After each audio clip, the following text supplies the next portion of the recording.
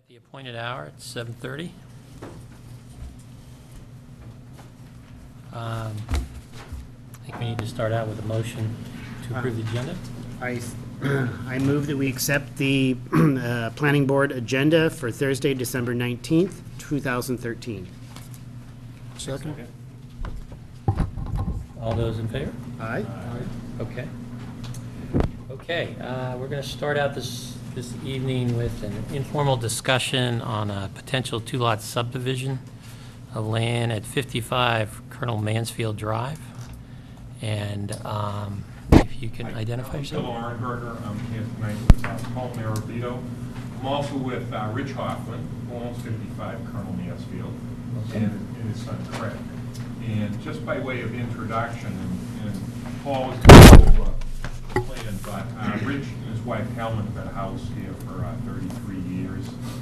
And recently, Craig and his wife Valerie have their first son Parker, who just arrived. And what they're very much desirous of, it's a pretty large parcel, is basically to have Craig and Valerie be able to build a house next to their folks. That's what they want to do. And what Paul's going to show the potential. What the issue is Paul's done a significant amount of work out there. I'm going to show you there is a lot more development that can be done here. What the preference of the family is that Craig and Valerie are going to build a modest house and do things along those lines. If we get the waivers that are necessary and Paul go through with this, we're just getting the guidance to the board, because we're either going to file for a 4-lot subdivision or a 2-lot subdivision. With that, Paul, let me show you.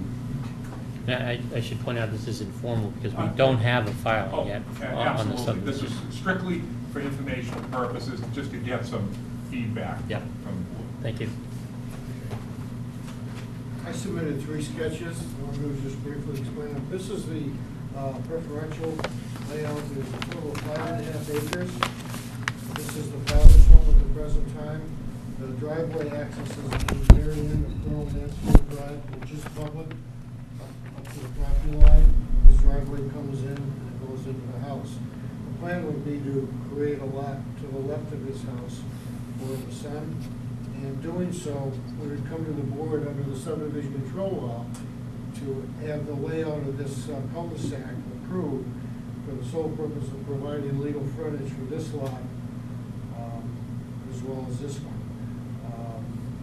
And what we propose within the cul-de-sac is to build a portion of a hammerhead where the emergency vehicles could come in, they could pull in here, back up and go out. Or they could go directly into the house here. The house on this lot will probably be in this area here, which would probably come right out to the end of the cul-de-sac here.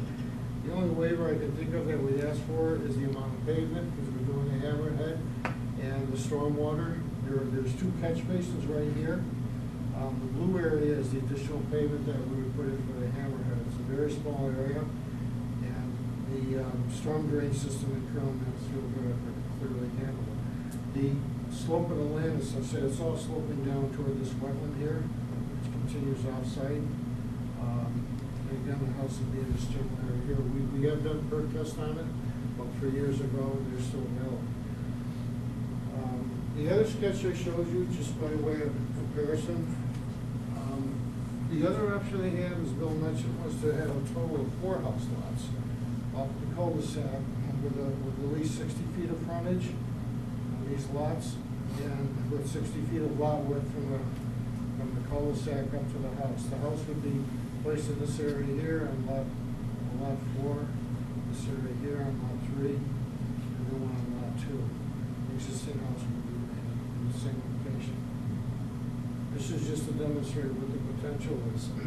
On a larger scheme, looking at the assessor's map to the rear of the property, there is a considerable vacant land. This is the parcel that they own. This is all vacant land on the assessor's map. There's access out to Thomas Clap Road here. Another option would be if someone wanted to put these parcels together, they could always extend the road out. He is not looking to see this happen. He doesn't want to see it happen. That's why he's proposing to do the lesser of the 3 and simply build the hammerhead inside the cul-de-sac. The The storm drainage for the house would be done under the stormwater bylaw, or for the house in the area. Everything would be on the site, nothing would go out to the street, mainly because of the elevation of the land. Again, it's all sloping down here. Nobody can access. Yeah, the other thing, just as an embellishment, would be applying for a definitive subdivision to build a cul-de-sac.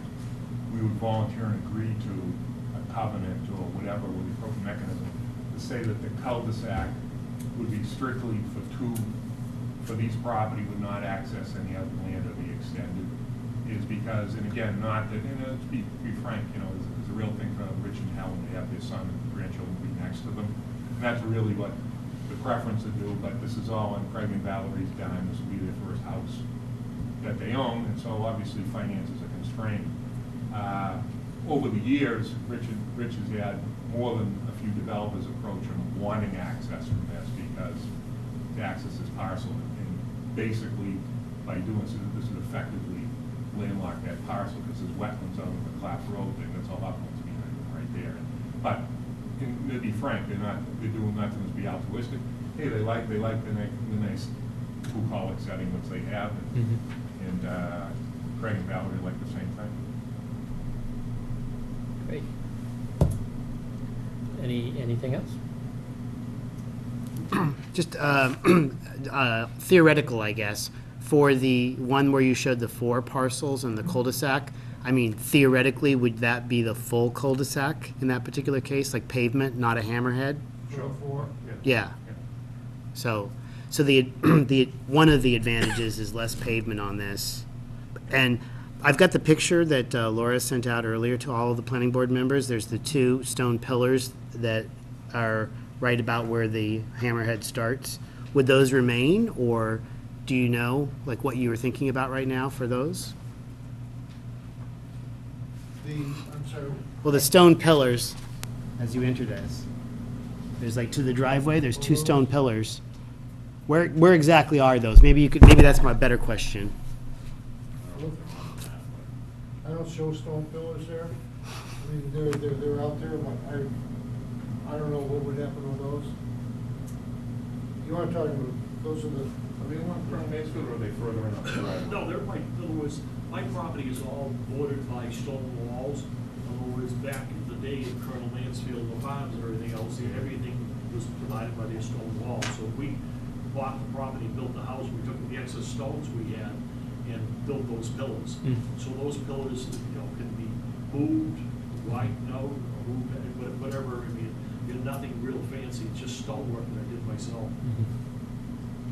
I think the idea that I had was just whether, a fire truck could get in there with those pillars there. I mean, I don't think that was, No, I think it's just something that I thought they should look at.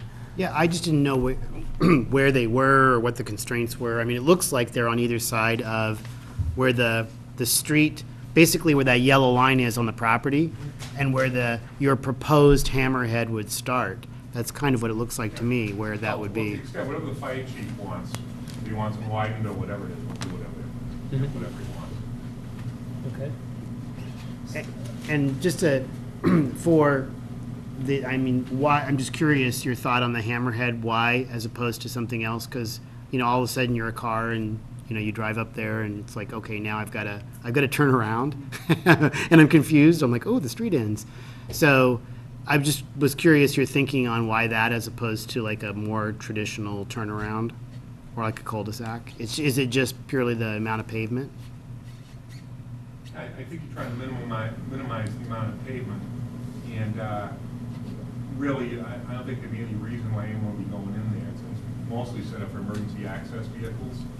In other words, for them to turn around, and that is, I think.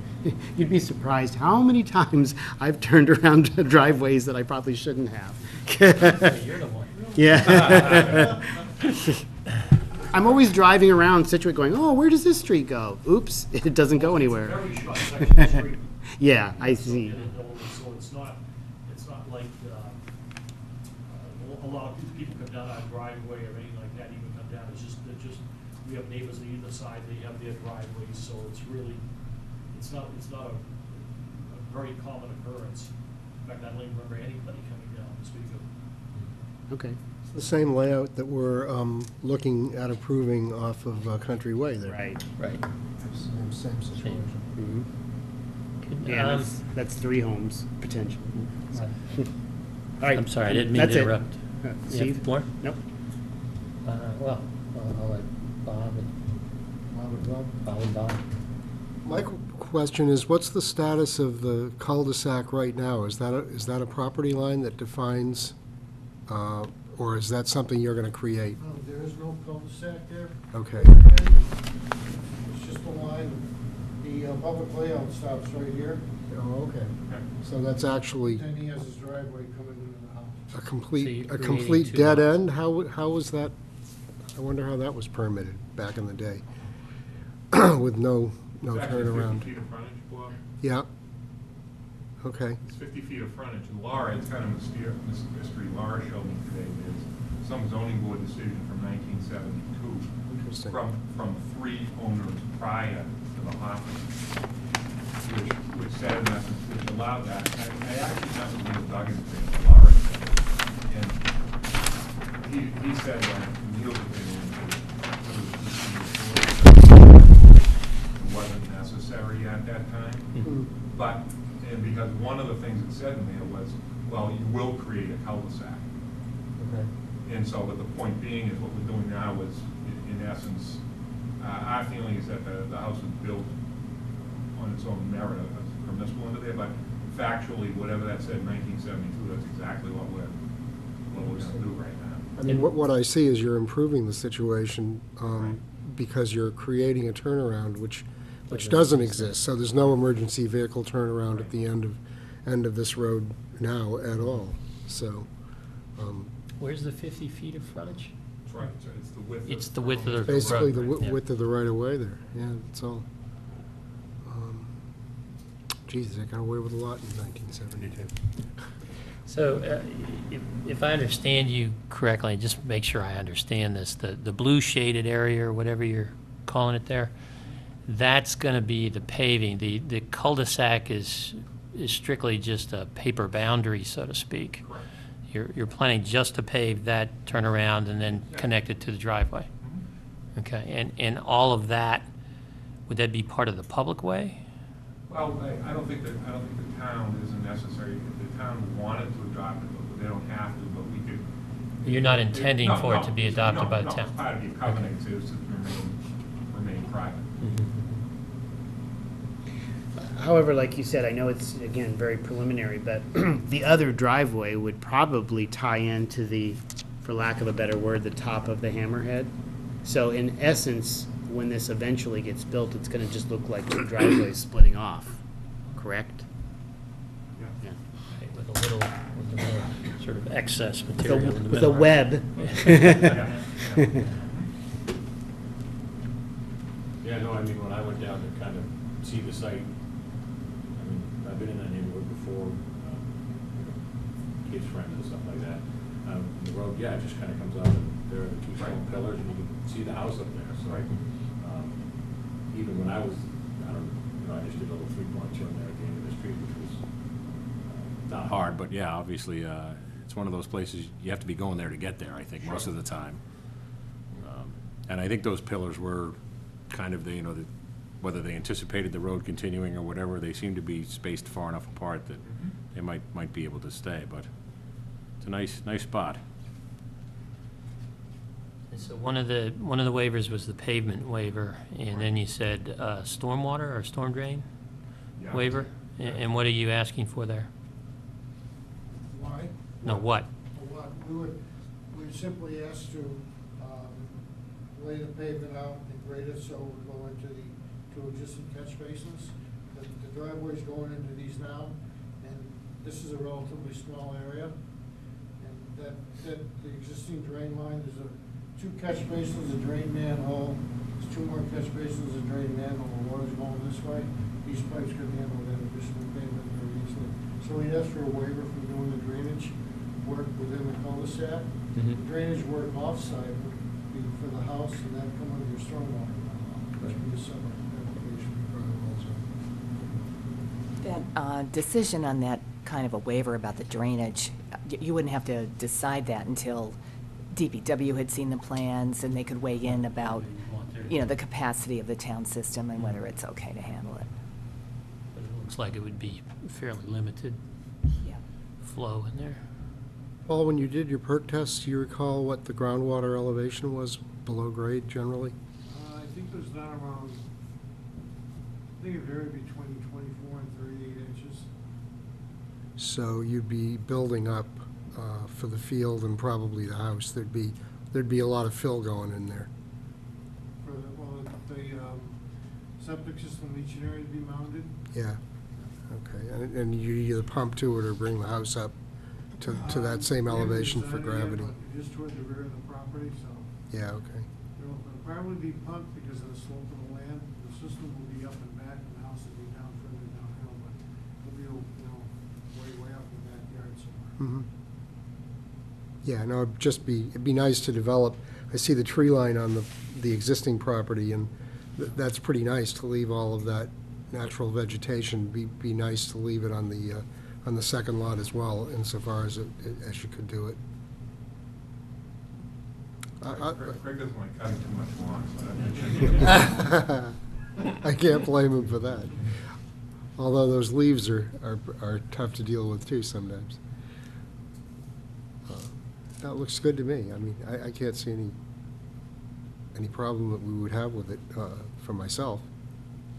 Well, and I think if you were looking at our feeling, I mean, I don't want to speak for everyone or the board, but I think the 2-lot subdivision is much more preferable than the 4, just for a variety of reasons. Density, it just seems like that's awfully dense to put 4 houses there. Well, there's already 1, but 3 more. So I would certainly be much more willing to consider the waivers on something like this with just the 2 lots. Yeah, and hey, that's the preference. 2 families, the only reason you'd be building the other lots is if there's more infrastructure work, it's on Craig's dime. If they have to create another lot to sell the lot to pay for the infrastructure, that's what it is. But if that's not necessary, we don't have to do it. I think the board covered most of the things that I was going to bring up. One additional one that I don't know how big of a expense it would be, but in your subdivision regulations, you call for underground utilities on really, most development.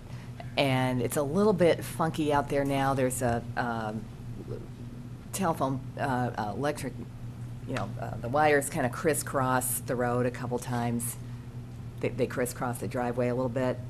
And it might be something where it would really make the existing house look, really nice to get those wires underground and maybe put them underground for the new house. But I don't know how the applicants feel about that. I mean, technically, if it's done as a subdivision, you can ask for that, but, it's also something that could be waived too. So, where it's such a small impact. Where are the existing lines? You want to kind of show them where the lines are? Because it does kind of crisscross back and forth a little bit. There's an existing pole right here, Cal, and Doesn't it go on the right side? there's a pole here on the left side here. We'd go underground to his house. Yeah.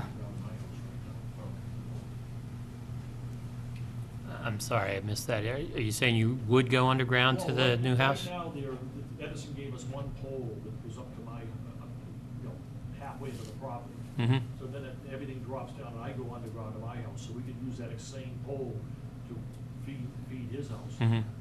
So that's not a major issue. Yeah, I think. And that's not at the public way, it's somewhat into your driveway?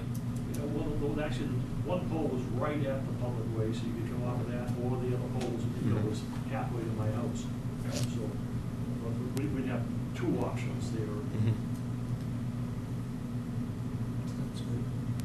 So, just so I understand, so where the pole is right now at the end of corner of the what you show there as a cul-de-sac, then the wires cross over the driveway, is that correct? To another pole? Yeah, And then from I that could- pole, then they're underground to the house? Correct. You're saying there's another pole in this Oh, area? right, yeah. Pole, and then underground. Okay. What about water, fire hydrant locations, stuff like that, looping the water? I mean, does that kick in with?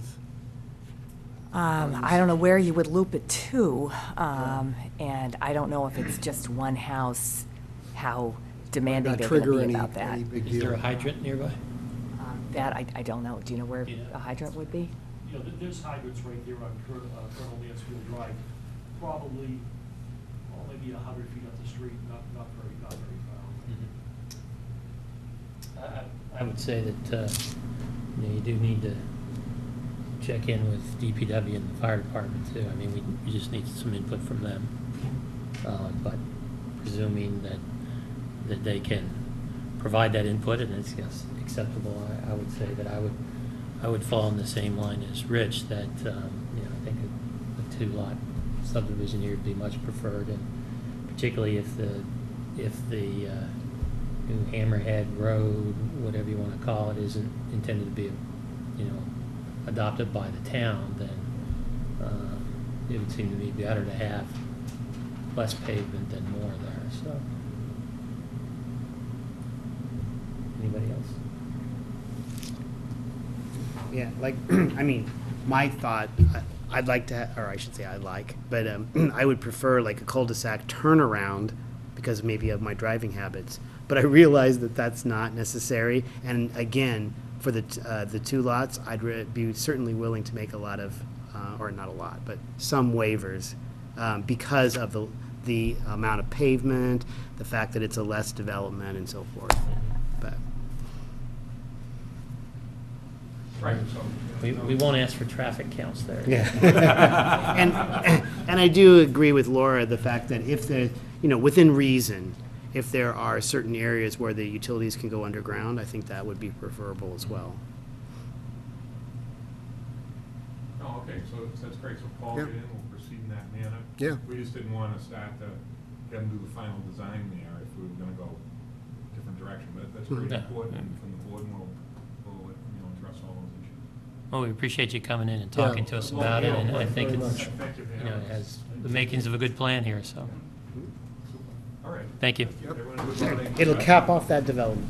The street, I should say, cap off the street. Okay, we So, still have 5 minutes here. so who was Colonel Mansfield? Wasn't he in the Oh, no. kitchen with the candlestick? No, that was They somebody named, else. they named a town after him down by Attleboro. Oh, is it? That's where Mansfield comes from? It's the same guy. There was a Kenneth Mansfield, who was an owner of that property. I don't know if he was the colonel. He didn't seem to be terribly historic. But he's immortalized now. Yeah, yeah, he's historic now. Paul, you come up with that? We still have about 5 minutes if Sneak in. If we could something sneak in about the, Old business, new business. Form A? I think there was a request to move 179 Edward Foster, Form A up. Yeah, And I, two Form As that Paul and I are actually gonna be doing further submissions on. Okay. Yeah, that'd be great. all right, we've got a few minutes here, so 179? Sure. Okay. Go for it. 179 Everett Foster Road is owned by Ryan Whitley, and his mother Susan Whitley, who's in the room this evening. And the purpose of the application is to divide the property up. One lot, on the plan, Lot B, would have 100 feet of frontage on Everett Foster Road. Parcel 7, which will provide access to the beach area. This is Scituate Harbor here. So it would be this parcel, plus this takes it right up to the So beach. this is down towards, this is First Cliff out here. Right. That's Go First straight, Cliff. Yep. The Coast Guard Station building is on the bottom Oh, of the yeah, sheet. yeah, yeah, I see there's here. Coast Oh, yeah. Guard. Mhm. I have to look at this in the other direction, because that's the way I usually think about it.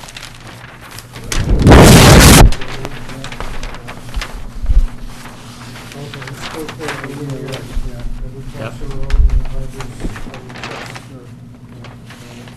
The plan would be, So you're taking this lot right here and subdividing it? Lot B is this.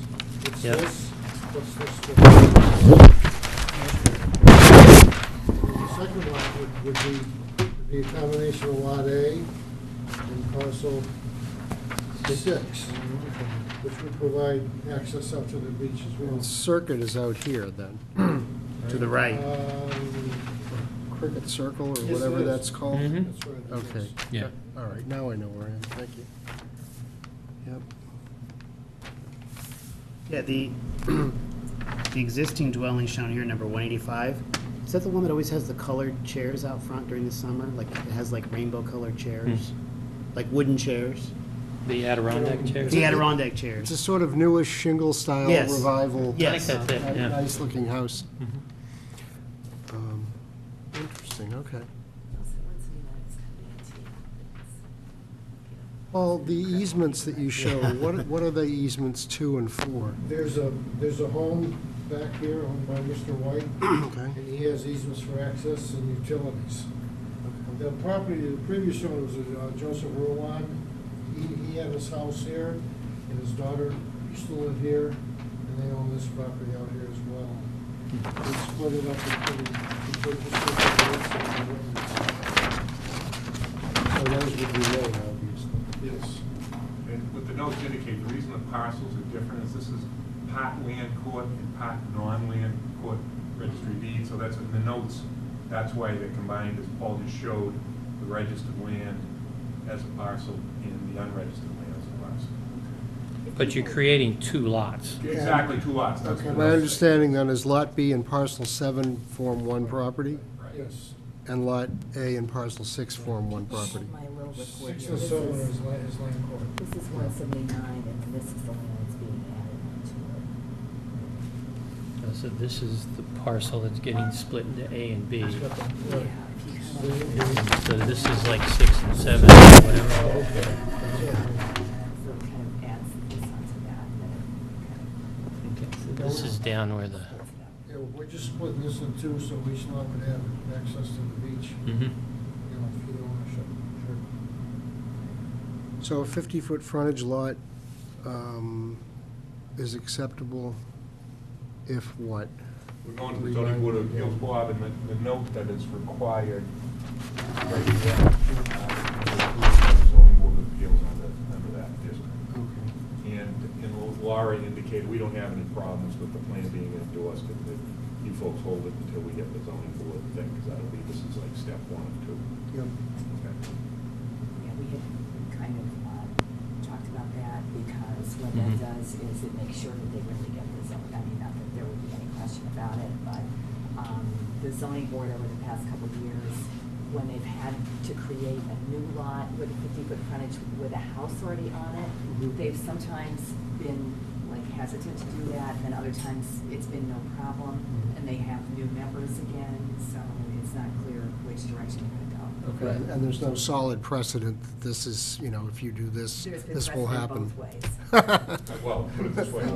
That's not precedent then. Put it this way, in the last 2 years, Paul and I have 2 permits for 2 different clients from the zoning board on this exact same thing. Mhm. Yeah, but I know it's been this done is pretty before. good. Sure. Yeah. I think it's got. There's it's nothing got on both this ways. lot right now. No, that's all. Well, it's kind of landlocked, I guess. I mean, these are gorgeous lots, it's gonna be, an incredible piece of property, Yeah. and technically, it needs to get the zoning, it needs to get the frontage that's technically in compliance with the zoning bylaw, which this almost is, except for the zoning board approval. So, So can we, you already got it. We can approve with that comment, right? yeah, for that. I think we should make them put in a turnaround at the end of Foster Road, 'cause I can't even tell you how many times I've had to drive down there and back up little by little and around, because I'm like, why isn't there a turnaround here? That's why all those stones are there. Speaking of my comment from before. Don't go into water. Yeah. I'll tell you, in that case, a heck of a lot more. Yeah. All Okay, right. we have a motion. Yes, we do.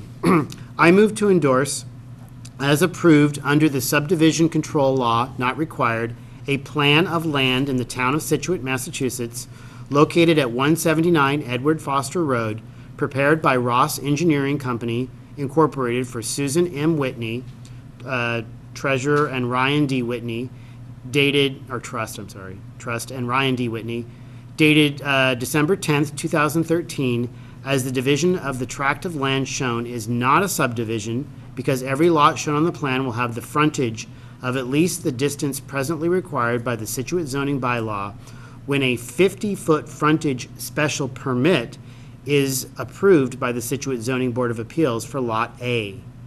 The planning board will hold the plan in escrow until the ZBA special permit is approved and recorded at the Registry of Deeds and proof of recording furnished to the town planner. Can I just ask, yeah, that's fine, but the plans being Yeah, endorsed just- now, right? You're gonna endorse it in the whole. Yeah, we can put it in the safe. Yeah, as long as it's endorsed, because that starts a statutory time frame for appeal on it, so I just want to make sure it's endorsed. Yeah, We can do that. Can we do that? Sure. All right. Do we have a second? So do we have a second? Second. Discussion. All those in favor? Aye. Okay. In that one other thing, they add the non-buildable portion. That's a court Laura. It's just there's an existing lot, you just add it to non-buildable. Do we have anybody here for the workshop at this point? I guess not. So why don't we go ahead and try that one? Thank you. And by the way, not that it matters, but TRS, is that trust or treasurer? Trustee? Oh, trustee. So you're gonna have to, in the future, be verbose. Beaver Bows? Okay, we'll Beaver Bows. Which one is this now? This is, The one at the end of, 36 Turner Turner. Place. 36 Ticknor. okay. Can't say that I've been up that way recently. 36? I think some of you may be familiar with this. There's we submitted this to the board back in February to create this parcel here around the office. If you notice, there's a cesspool here. We have to put a septic system on parcel C. Essentially, that's on the same lot as the house now. So we're simply gonna take this piece out of this big piece. And then we put the Demolish septic- that part. yeah, so this will be combined with that. So the septic system will be the same lot as the house. So this becomes a single lot right here. And that doesn't change any frontage. Here and a hole here. For the system. Any questions? I think Laura summarized it pretty well, so I don't have any questions.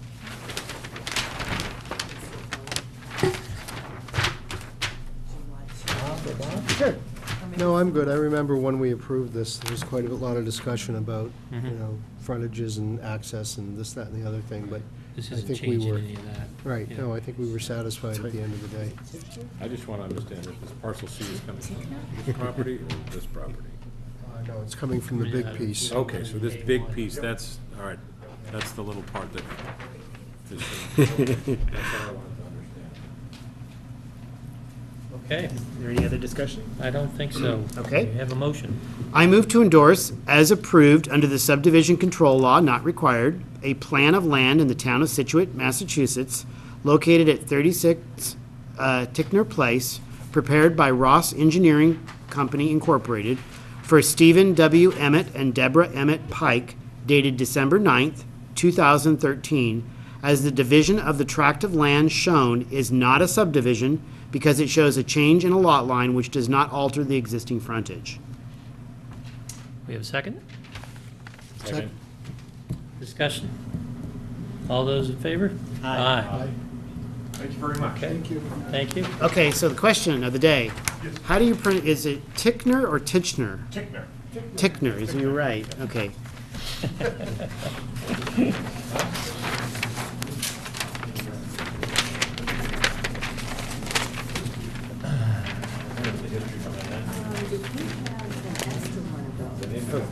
Yeah, yeah. What about, do you need the Edward Foster? hectic for even the developer probably. I mean, because I just have a gigantic file at home anyway, so. Works. Yeah, funny the way that works. Anybody else with an extra tickner or an extra Edward Foster? Here's Yeah, here.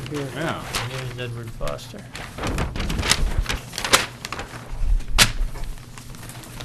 Please, take them away, paperwork to take get them your- off my hands. Also, it's interesting, on the Edward Foster, when he was talking about it, it's not technically the Coast Guard, right? Because it's now the Now it's It's- NOAA. the Stellwagen no, Bank. yeah, It's- Yeah, no, Stellwagen it's, Bank. National Yeah. Oceanographic and Atmosphere Yeah, is actually who owns just a it. different federal organization. Transfer. Okay. Well, I see we're past our appointed hour for our workshop on the zoning article for medical marijuana. Is anybody in the audience here for that? Okay, good. You invited us, we're here. Excellent. We appreciate you accepting our invitation. Maybe I could turn it over to Laura and Richard.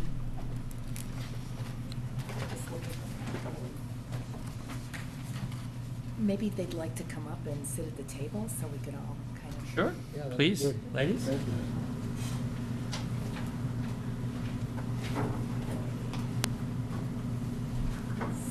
Would you introduce yourself? I'm Laura Manier, I'm the new manager of civil services. Oh, okay, great. Jennifer Sullivan, your book. Thank you. Okay, Laura.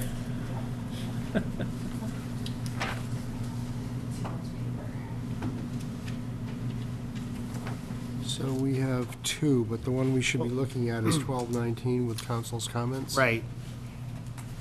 I'm gonna pass out a new draft, which. You gave him the 1219, okay, that's Yep, good. we have that here. Okay. Here's council's comments. So I guess, I was going to help you while you were doing Thank that. you, that's okay.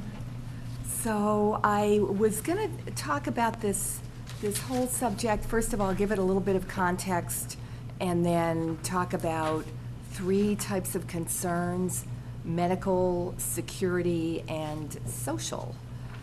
And Massachusetts became the 18th state to allow the medical use of marijuana when ballot question number 3 was passed on November 6, 2012.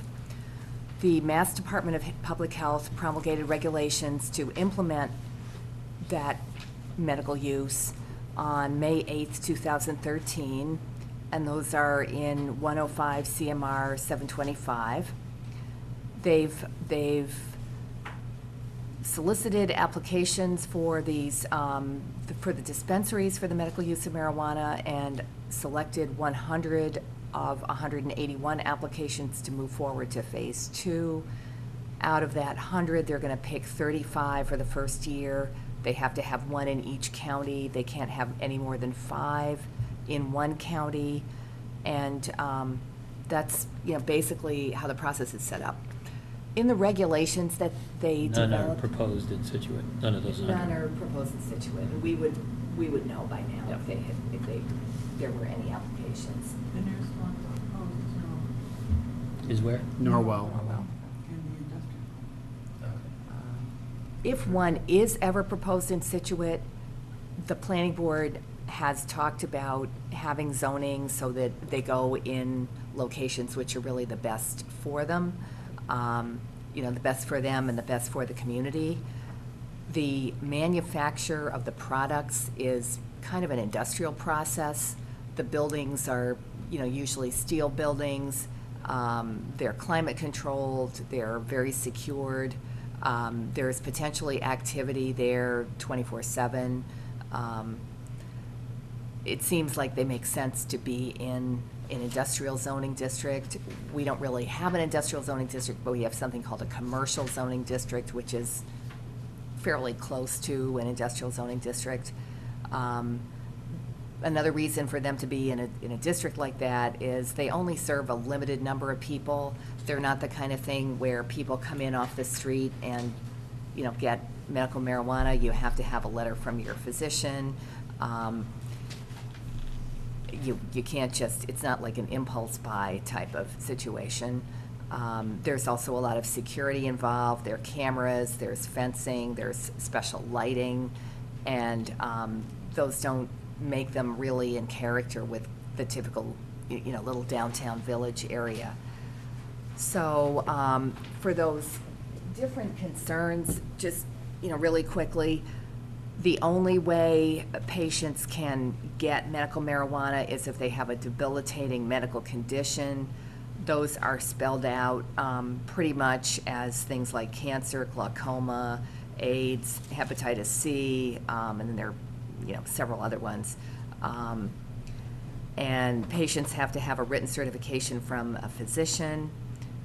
It has to be a physician that they have a relationship with, and it has to state what the condition is and that the benefits of using the marijuana outweigh health risks. So it's really, it's really pretty focused. It's not, really. Those are all requirements in the regulations. Yeah.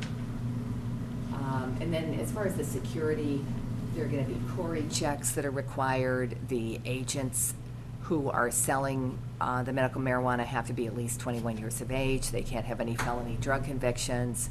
And all of the security requirements for the lighting and tracking the plants and so on are all in the Mass Department of Public Health regulations. Even with all of that, there's still going to be some security issues because the whole economy of these things depends on cash. They can't use credit cards or checks. So that's a bit of an issue.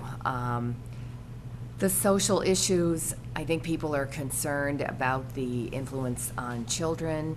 I'm not sure this whole setting is going to make marijuana look like a very attractive thing. I think it's going to make it look like something that you need a serious condition to go and get. But I certainly understand, with a whole feeling about drugs in our culture, what those concerns are about. And the effect on the neighborhoods, whether it's going to kind of have a negative effect on the neighborhood. I think that's something that would also be avoided by having these in that, commercial or, sort of industrial zoning district. And then I think there's another social aspect, which is maintaining people's privacy who do use this, so they don't become, there's no like stigma attached to it. And I think that also is served by having them in a district where there are not a lot of people coming and going. So we had a draft a couple of months ago, and I did get some comments from town council on that draft. And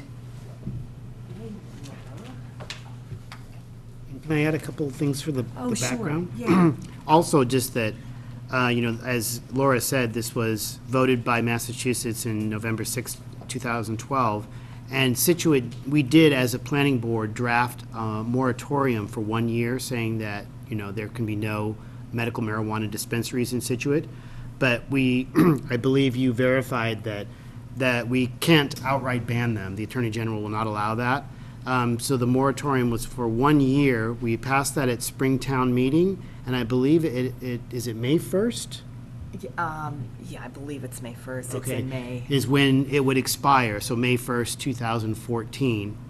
And so technically, if we did nothing, right, then we don't have any regulations, so therefore a medical marijuana dispensary could technically apply to open up really anywhere in Scituate that they wanted to. Obviously, there's a lot of other conditions that need to be met, but so that's why I just wanted to put it in context why the planning board was putting forth this this zoning amendment or article was not the fact that we were trying to advocate for bringing one here per se. We're kind of trying to be very neutral on it, I think. It's just the fact that we wanted to have some regulations in place, or zoning regulations, so that if there was in the future someone that would want to open up a dispensary, we would have the necessary framework for it. So, one of the things I think as a planning board, that if this does move forward, we have to make that sort of, say, let's say, use that as a sounding board, saying that if we don't do anything, this is really just sort of meant to be more of a framework for if someone does in the future come and present to Scituate that they'd like to open up a medical marijuana facility. So I just wanted to comment that. So that's why we're going through this. Sort of, we're trying to be very, I think, like I said, neutral. Yeah, being more proactive about it, but also being neutral, not saying that we don't want or not want something. So I sent the draft to town council and got some feedback, and that was, I'll just go through that really quickly. He was concerned that we were trying to limit the agricultural exemption too much, so he added some language to that was a little bit different than what I had, but, you know, makes it a little more legal. He had a different definition for the actual substance that tracks with what was in the Mass DPH regulations, which is good. And he made a point that we should refer to registered qualifying patients, so it's really clear they have to be registered with DPH, which they do. And Register, I'm sorry, I didn't hear that. if you're a patient and you're gonna get the medical marijuana, you have to register with the Mass Department of Public Health before you can get it. So he wanted us to refer in the bylaw to registered qualifying patients, so we went through and made that change. And then he had some comments about the way the distance is measured from the medical marijuana dispensary to schools and so on. And, you know, he wanted it to be clear that it was 500 linear feet. So we made that change. And Where then, was that change? let's see, it's on page 4, number 6. We talk about Location. Yeah, I see. the location being within 500 linear feet of the nearest point of the property line. So it's, yeah, I think that maximizes the distance. And you know, whether there are any locations where any of these can possibly go is still a bit of an open question. I'm not sure there are. I know there are not many. The 500 feet is We in. had that before. He's just clarifying that it's the nearest point too. That's what he's done. Yeah. Okay. Then we had for the standard of review that they would meet the standard of the major site plan review, but he suggested that we add in some of the requirements for special permits that the zoning board has. So those got added in. And then in addition, we added in, let's see, somewhere in here, we added that they have to make a finding that the, on page 3, number 4,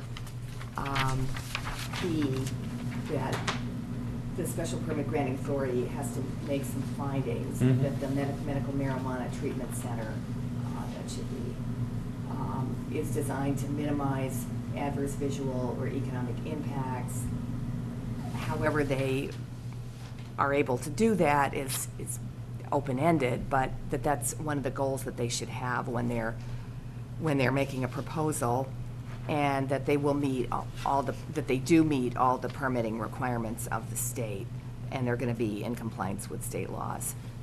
So at least, you know, that's a standard for that special permit granting authority. And that kind of brings up another question, which is who the special permit granting authority should be. I mean, we started out with the planning board, and then just to kind of float a trial balloon and see where it went, on this draft, I put in the zoning board, but it could certainly be either one. And I have to say, I haven't talked to the building commissioner or anybody on the zoning board about whether they want to do this or not. You know, I think it's kind of an academic question for now, but sometime in the future, it might not be. So I don't know if that's something that you all would want to do, or that you all would What want were someone else the to do. arguments for and against? Let's have a little different, they have a different makeup, maybe a little different procedure in general, in that I think, the planning board is used to making findings and imposing a lot of conditions. The zoning board typically doesn't impose a lot of conditions, except when they're doing comprehensive permits. They do in that case. So, yeah, I'm not sure what difference it really makes. Do you think that there's a more appropriate and a less appropriate approach? Or are they just different, but? Well, the zoning board does a lot of specific special permits. They do a lot of You do the telecommunications. they do the telecommunications. What about like No. the solar array and the wind turbine? That was all planning board, though, That was right? planning board. So, What about maybe- issues like parking and screening and signage and all of that? Don't those Cited typically, I think don't those you typically guys reside with do a us? really good job with those, and you're used to doing them, so I think maybe, from that standpoint, maybe it should be the planning board. Right. I kind of think so, too. Yeah. But then, as you've said here, the ZBA could weigh in with additional conditions? Is that Well- process in place? Well, no, I think we would take out the part that really just pertains to the zoning board that's in here. So it's one or the other? Yeah, it's really. Yeah, I one think is it's the special one or permitting the other. authority, or the other is, right? Okay. The other thing that I think would weigh in favor of the planning board is that when you get applications, they typically go to a whole wide array of boards, Right. for a lot of different input. And the zoning board has started to do that, but, I think maybe you do that on a more, you've been doing that for a longer time, so. yeah, I don't know, my feeling was, or I should say is that the planning board is kind of spearheading this, and Yeah. other things, that's why I said like the, the solar array and the wind turbine and other things tend to go or they will go before the planning board. So this seems like something similar to that, in my mind. So I would vote toward the planning board. Yeah, I would Okay. tend to agree with that. I just wanted to make sure you really wanted it. It's like, Really speak now wanted or the forever hold your responsibility. peace. Yeah, thanks. Okay. Okay, so I will change that all back. I have one sort of nit to pick, Laura, maybe. On 6, on the last page, on page 4, the 500 linear foot distance, Yep. measured in a straight line from the nearest point of the property line, which means the property line of the other use that we're worried about, the school, library, park, whatever, right? Yeah. To the proposed registered marijuana dispensary. To what point in the layout of the proposed registered marijuana dispensary? Is it to the nearest property point in the property line that bounds the dispensary? Is it to the front door of the dispensary? I think it's generally been to the front door. Maybe that should be Maybe stated. we ought to clarify that. I could see that being an issue if it got to that point. Well, because you've got down below, it's fairly The specific. public entrance, I think. Yeah, you know, the 500 feet closest. linear distance under this section is measured in a straight line from the nearest point of the, let's see, I think it's a adjacent little property line to the repetitious, yeah. proposed front door of the registered marijuana dispensary. Something like that. I mean, you've got one end, Closest public entrance, maybe. defined. You haven't defined the other end Yeah. of that 500 feet. Okay. Yeah. How about the closest public entrance to the registered marijuana dispensary? Yeah, Fine with seems me. reasonable. Yeah. Okay. Okay. Well, maybe we should see if any of it. Yes, well, actually, you've been very patient with us here, and we would love Probably ramble to on. get your input on. Probably on this. about things that you know much, much, much more about than we do. I do know that the state Okay, State will, I'm sorry? The state will govern all the signage. so size, location, It's going to be minimal. and it'll be on-site, there's no off-site. Neon. Good. Well, I don't think we allow neon in town anyway. Is that in the It's in the regs? state. Yeah. There might be some duplication in here just to kind of assure the public and attending that, you know, how things are gonna go. Well, I mean, I think your check will be an additional check.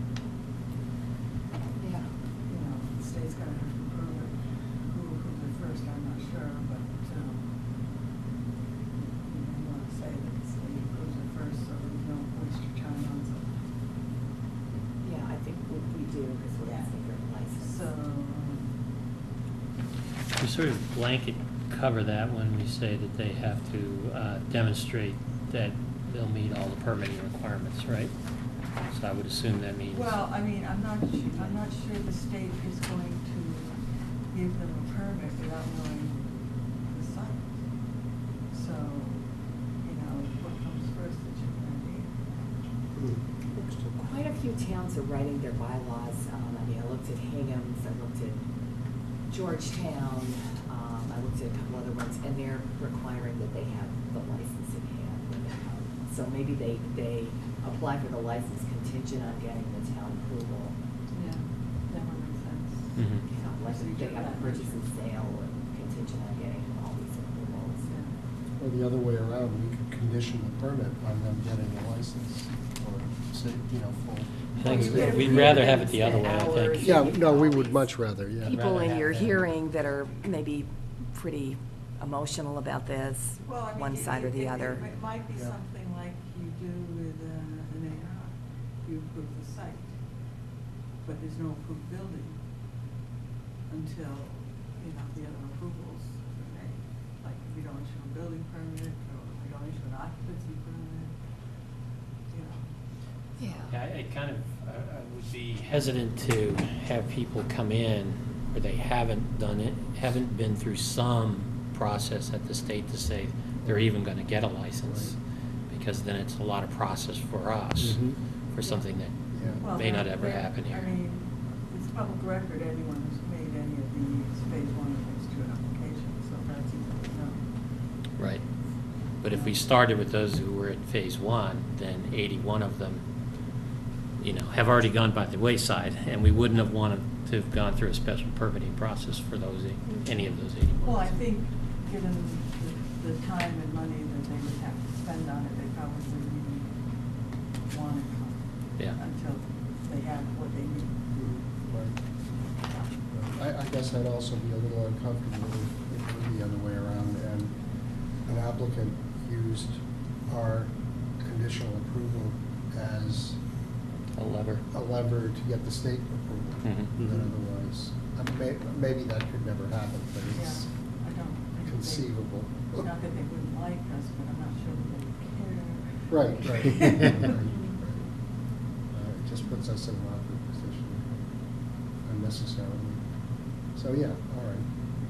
That's, Well, and I'm kind of assuming is that in this process, I would think that that team that was going for a license would want to do sort of an informal hearing in front of this board, just like we do with development, and say, what's your thought, are you for it or against it, or could this actually possibly happen? Just for them to get a feel before going through all of this.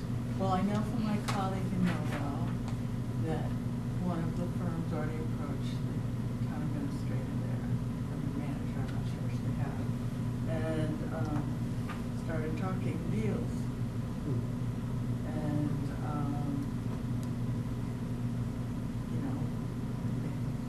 apparently, a money angle in it for the town.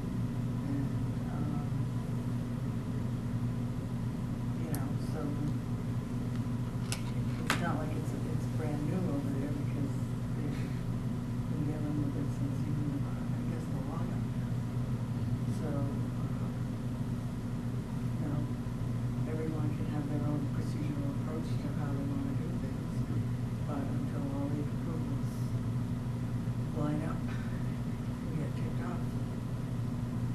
what's gonna happen.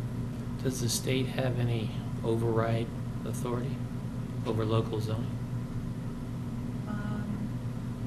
Do you know? I don't think so. I don't think so. It's not like, I think the Attorney Attorney General General might might have have the that. authority for that, but not DPH. I mean, that's why they say you can do the moratorium, you can't do the ban. Right. I'm not. I'm just wondering if there's, I'm not quite sure. similar to an order of conditions where it can be appealed to the DEP, whether there's a process that if they get a bad decision here, they can appeal it somewhere else. No, DPH. I'm talking about a parallel. Oh. Order of conditions under the Conservation Oh, Commission yeah. could be appealed to the Yeah. DEP. Right, so I'm just asking whether I there's still another. haven't quite figured out myself how it works, that it's against federal law, but it's okay in Massachusetts. And I understand that the feds aren't going to pursue it unless there's some sort of problem, but. Yeah, I haven't figured that one out. Yeah, there's a lot of, I was wondering actually, I know. what happens? Actually, a whole country has What it now, happens right? to the income of one of these operations in terms of federal taxation? Since, Well, I'm sure they're gonna, well, since the federal government doesn't recognize it as legal, how can they collect taxes? well, I'm sure, isn't one of the things they have to have sort of nonprofit or something? Yes, but that still means that if I'm a director of that institution, I'm getting a salary. Right. Interesting. yeah, I think there's a lot of unknowns. I mean, even in discussing with the police chief. Yeah, exactly, and it's an all-cash business. This sounds like a nice idea. What happens if, for example, in Norwell, and maybe it hasn't sort of evolved yet, but if there are two or more organizations that want to open in the same town, and they've both got their approvals, they both have all of the whatever they need to do this. Who makes the selection, and Who should say on they- what basis? It just says you can't have more than 5 in a county. You can have more than I two think in- the state picks them. I mean, I think they're gonna be And I think interviewing people. and I think the location is part of the pick, Yeah, Okay. because I think, but I know For in this round. Norwell's case, for this round. Mhm. two applied to phase 1, but only one made it to phase 2. And that was a state vetting process as opposed to a town? No, it could have been their choice based on what the cost would have been going forward, because then there was substantial work involved in presenting the case for phase 2, plus a substantial application fee. Mhm. And some demonstration of financial capability too, right? If I remember right. I'm just curious whether either of you have any feelings about this whole subject from the standpoint of either public health or working with people who have debilitating illnesses. Is there something that we should be hearing about that? Well, basically, my understanding from the DPH and the Attorney General's office is that local health is not going to be required to have a law. And if we passed any local regulations to that effect, I'm sure they could not be in conflict with what the state is doing. And I'm sure the state would have the final say-so, so. That includes the hardship claim for people as well? That's regulated by the state. So, as far as one who deals with, people who are ill, if there's something out there that will help them as opposed to hurting them, I'd probably be in favor of it. As long as it was properly used and properly controlled. I think the state has certainly made the strictest rules that exist now for this. So that they are trying to learn from other states and other loopholes. But I'm sure that something can go on. They I guess, on my end, I think the piece I can speak to is really the social concerns that you brought up. And I think two additional concerns popped up in my mind. And the first is, folks with polysubstance abuse who get cancer, get glaucoma, and, will go on to use medical marijuana legally, but what does that do for their, recovery, sobriety, wherever they are in their process? And then the other piece, which I am almost more concerned about, is folks with major mental illness, where there have been documented cases where marijuana actually pushes these folks into psychotic episodes, things that we as a town need to be aware of. And I'm not sure what the answers to those questions are, but they're definitely on the forefront of my mind as I think about this moving forward. Is there anything that we've sort of laid out in this framework that you think, needs to be changed or adjusted? I can't imagine how we would address that in a citing bylaw. Maybe But HIPAA problem. Those are the rules that govern privacy and medical Right. health related cases, so it would probably have to be addressed through that. Mhm. You would hope and expect that the medical profession takes this tremendously seriously and is extremely strict in who and how they prescribe it, knows the patient's history, what other drugs they're taking, all of that. But of course, you'd like to think that about other substances which are in fact abused. Well, I think that's why they say it has to be a doctor with whom the patient has an established relationship. So there is some overall knowledge between the two of the case. Is there some kind of cross-check on that? I mean, somebody gets, I know if they get a subscription from my doctor, he can't read his writing, so. So I just came from Dana-Farber, and what I can say about that is that the docs there, nobody was prescribing because of the federal state issue. And that was Is just that right? mandated across the board for all docs there, so that they're just not doing it. So that's an institutional policy, Yes. they're just not going to do it. They're not going to do it. And I don't know about other institutes, other hospitals, but I know that right now Interesting. Dana-Farber is, across the board said they're not going to do it. The sort of the parallel cases, at least anecdotally, I've heard about are that, doctors are sort of setting up, prescription shops, so to speak, and, somebody pays $100 for a doctor visit and he has a prescription kind of thing. That's the horror story. Yeah. That's the Yeah. fear. Well, I think they've done. But is there a requirement think to check it somehow, whoever? I think that there is a requirement just from pharmaceuticals Mhm. recently, where the doctors have to do a cross-check on a statewide database. I'm not sure if this would fall into that database as Yeah. well, but I think there's some check that has to be done, and I think based on the compounding pharmaceutical company problem that they've had, that they are looking at everything extremely closely and double checks, putting more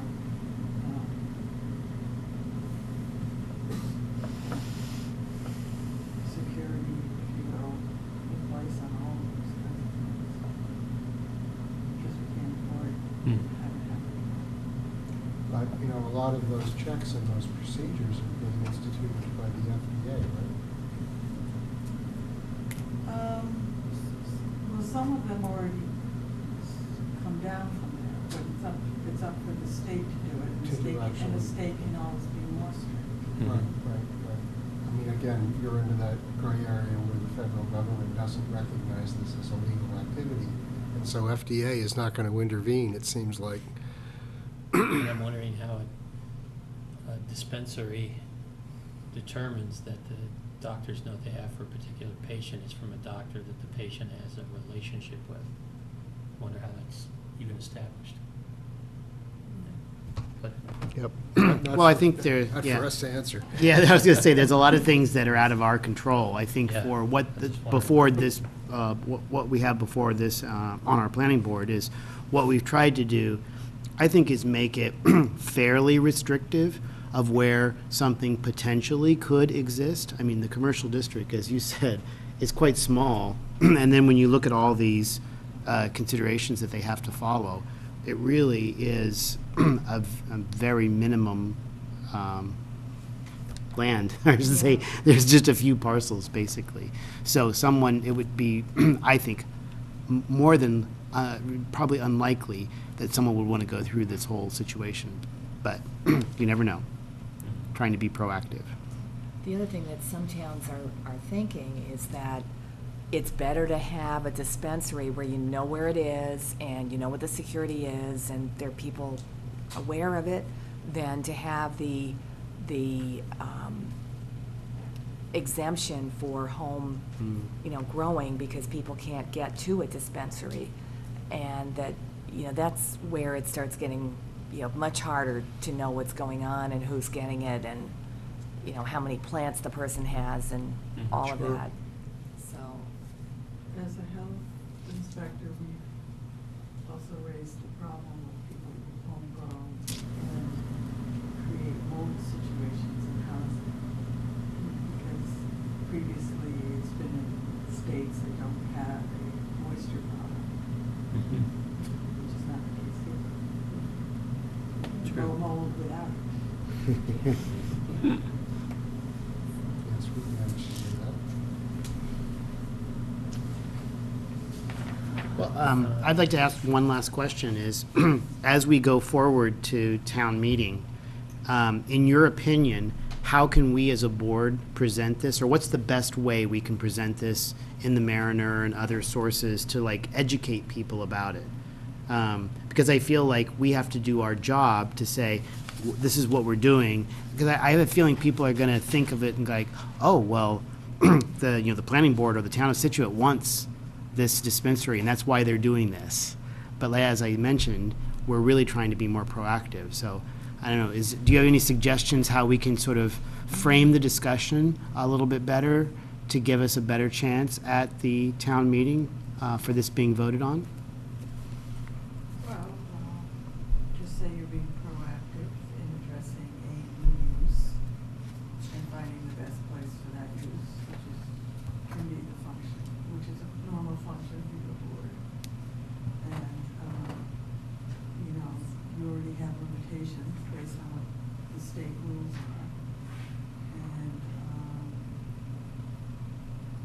you have three possibilities. You have no action. Mm-hmm. You have what you're doing, and you have banning, which this Attorney General. We thought can't. we made illegal. not really a So, possibility. Picking the best route, we have decided to do what you're doing. Regulate as insofar as we You can. know, Right. we're Yep. giving it a place to be. Whether it will be or not is up to other people.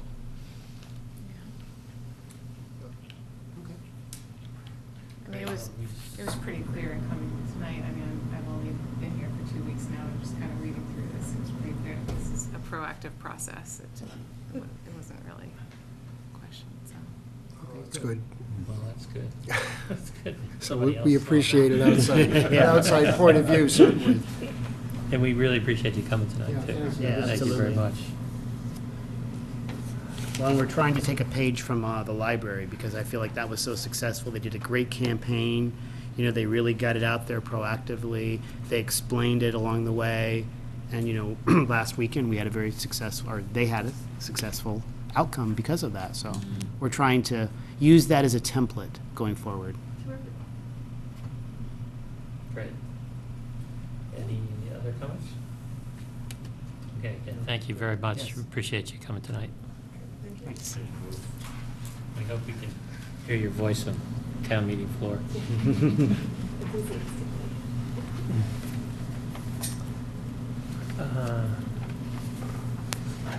We're 15 minutes earlier, so for Walnut Tree Hill. We could do Maybe we the could do- minutes and yeah. reports and so There's a bunch forth. of stuff we could get out. How about the minutes?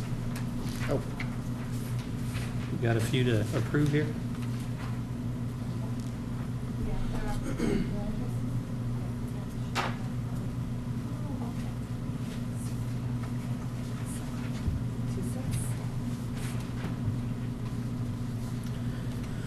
right. I move that we approve the Scituate Planning Board minutes for November 26, 2013, and the Scituate Planning Board minutes for December 5th, 2013. Second. All those in favor? Aye. You have any bills? Do some accounting? Sure. But Bill's not here.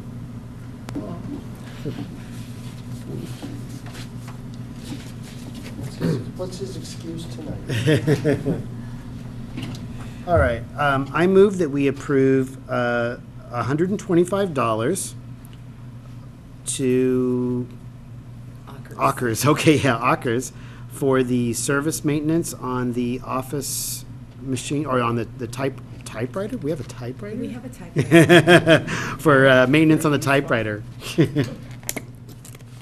Used for grants, actually. And also, I move to pay the bill for $225.12 to Gatehouse Media for the legal advertising in the Scituate Mariner for the 50 Country Way mixed-use special permit and 40 Curtis Street subdivision. And I move that we pay $1,493.25 to Beals and Thomas for the construction observation for Deer Common. All those in favor? Aye. So we will need some signatures on this. Okay.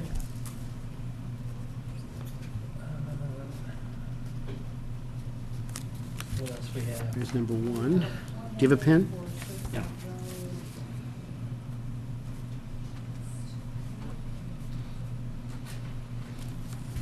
Number 2.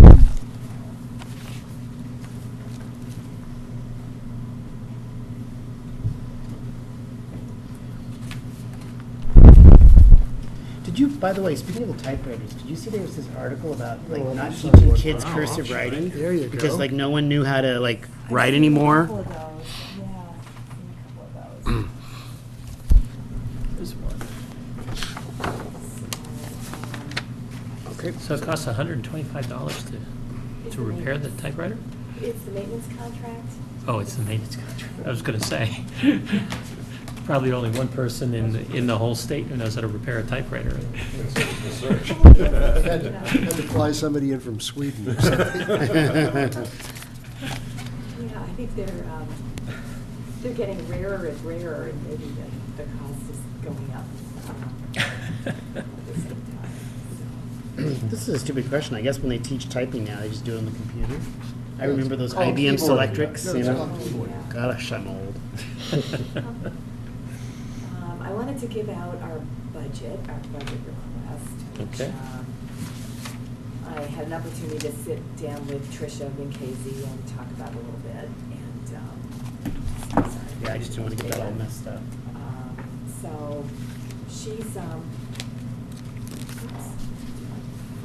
Oh, you know, actually, this one, the one that I copied, I'm sorry, it's my comments from when I talked to her, and I've got a few little pencil marks on there, but don't worry about them. The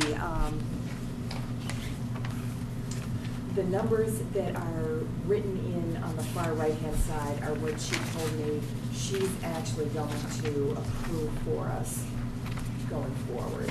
Far So, right-hand side. um, Oh, I see. For instance, we're asking for 980 for training, and she is going to approve 600 for her request. We're asking for 1,500 for binding and printing, and she's going to approve 1,000. So,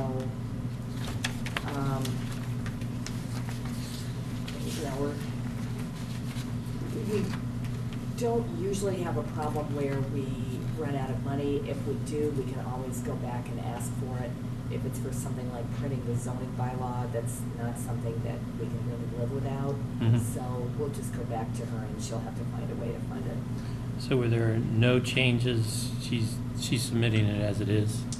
Now, there are changes on the far right-hand side. There's a few, on like, page 2, 350 to 3, 200. and 4. Right, You'll so see- if she hasn't made a change, it's going in as is? No, she's. Like on which these. one? They're just looking, Technical services, there's So, no, salaries, On the all that. salary, she's not changing that. Okay. I don't believe she can actually change that, but these, she's So making some is this in or changes out? on. Is that a 0 or is that 3,500? That's 3,500. Okay. Yeah. If you don't see anything written down, it means it's going in the way we had requested it. That's what I was asking. So there are a few things that she's chopping, but Am I actually reading this correctly? On one of them, it says 500, and then she wrote in 806? yeah, I think that's the 500. Okay.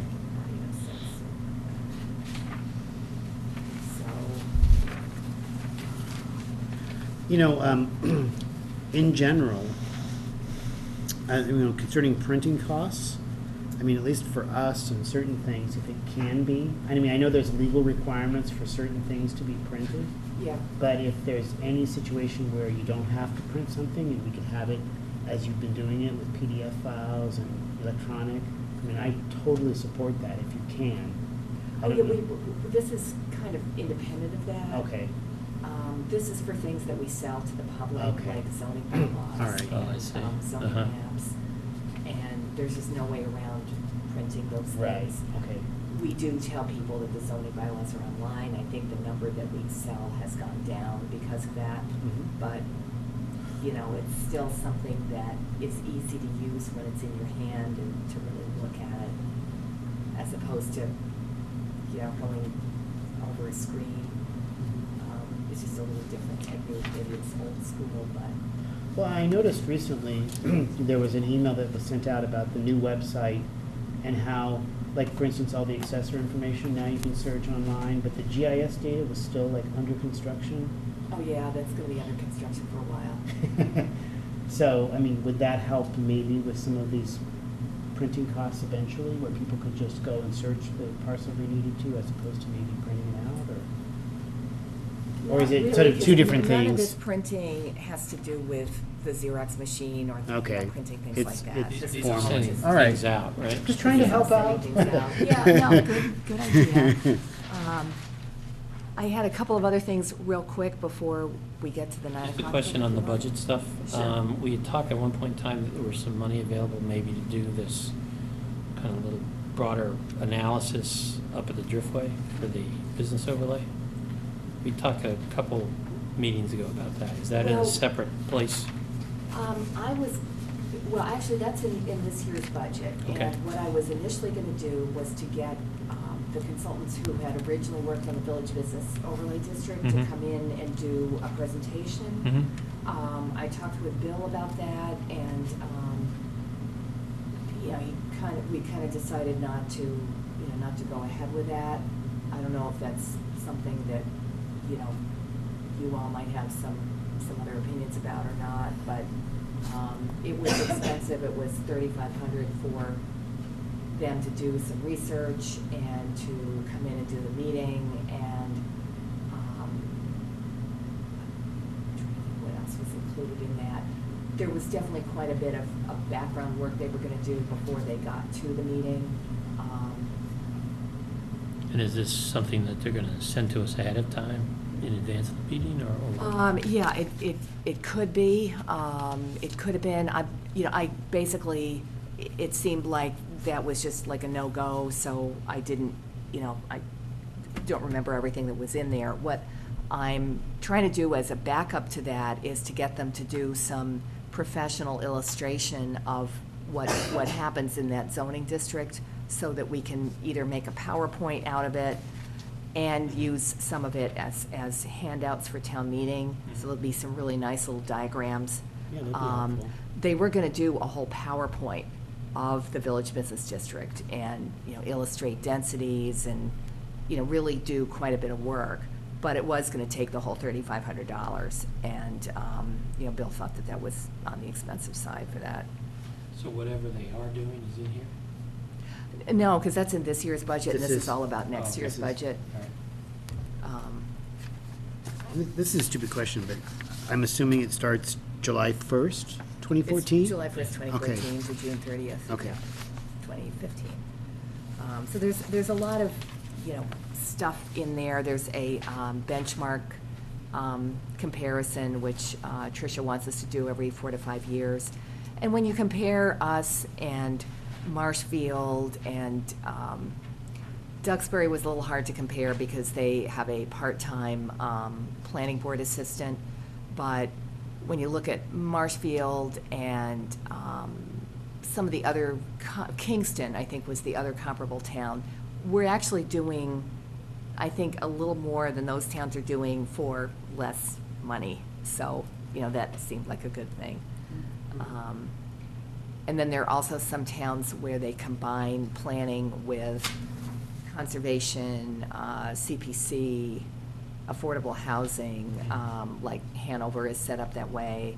Hingham is set up so that the building department is under the planning department, which is, not done everywhere, but I think would be, kind of interesting. But- Probably pretty efficient. Yeah, I mean, I think you could, you could make sure that things are going in a way that the planning board was really, really happy with. They have an elected board, and I think having the elected board helps you get, maybe a little bit further with, getting things done in general. No, An elected board as opposed to what? An elected board as opposed to an appointed board. An elected planning board, I think, can sometimes push for a stronger role in town government, a bigger budget, so on and so forth. Just sort of a little pep talk. I was trying to, Yeah, I was gonna See say. what- what So you're comparing that to us? So what's an example of which town has an appointed board? In this area, let's see, a lot of towns on the Cape did. Barnstable, Yarmouth, Orleans, a lot of towns. No, I just that are never really appointed. actually heard of that, so. Oh, yeah, a lot of towns in the state have appointed boards. So. okay, you had a couple of things? Yeah, I had just a couple of other things. I wanted to let you all know that the planner from Marshfield, the planner from Duxbury, and I won an award for our sea level rise project. So. Fantastic. that was- Congratulations. Congratulations. That was, From the, it was very well done. Oh, thanks. Well, Mhm. we had a consultant do a lot of the work, but I think it was for the collaborative effort and just having the idea to go ahead and to do this. We received the environmental notification form for 214 Clack Road, so if anybody is interested in seeing that, or, maybe we can get an electronic copy of it and send that out. Could you do that? Yeah, I we'll can see try to it. do that. We also got a draft conservation restriction for the open space on 305 Country Way, which we sent over to Concom, and then we're gonna be sending to town council to take a look at that. The responses on the consulting engineer RFP are due on Friday, tomorrow. I'm expecting maybe about 5 responses for for the 3 openings, so that's good. And then we're still looking for the new member for the design review committee. We did get a letter of interest from Tony D'Onofrio, who was on the Public Building Commission, who is an architect, who you may know of him. I'm not sure how Bill wants to handle that, but probably sometime in, hopefully, February or March, Mhm. we'll be able to have some interviews. Okay. Just a question on the draft CR. Yeah. Is that intended to be just a conservation restriction, or are they deeding it over to the town? It's gonna be deeded over to the Okay. town. We are also probably at some point in the near future going to get an application for a 97 lot subdivision. 97? Yeah, on the, we had Proving a ground? discussion on the proving grounds. Sure. Yeah, we had a discussion with some of the department heads with the Toll Brothers, who is, going to be the developer. If cookies aren't enough, they have to go into housing. They're already busy over in Cohasset. But I'm Those stupid. are the other toll. Oh, toll okay. house. Okay, well, I see it's just past 9 o'clock, and we have on our agenda Walnut Tree Hill. Final release for the obligations of U.S. Fidelity Guarantee Company and Lumberman Mutual Casualty Company on a performance bond for the completion of Walnut Tree Hill subdivision. And I assume you're here to I am. represent that very long list of names? Yes, my name is Jonathan Hahn. I'm with Vertex Construction, here on behalf of Travelers / USF&G Lumbermans, for the signing of the final release for Walnut Tree Hill. Okay. I've submitted, I think, the required documentation to Laura a couple weeks back before Thanksgiving. I believe it's everything that was required, maybe then, and actually additional information as well. If you have any questions, I'll try to answer anything beyond that. What this is really for is a release from the settlement agreement that had to do with the work that the town asked Travelers to, to pay for from the performance bond. When the town's consulting engineer did an inspection of that subdivision, there were a couple of areas where work was did not meet the subdivision regulations. One of those was where there was basically a total failure of pavement on Garrison Drive. There was kind of like a roller coaster effect to the road, and that was because of basically frost heaves from groundwater breakout, well, not breakout, but groundwater kind of trying to reach its own level coming up from, under the road.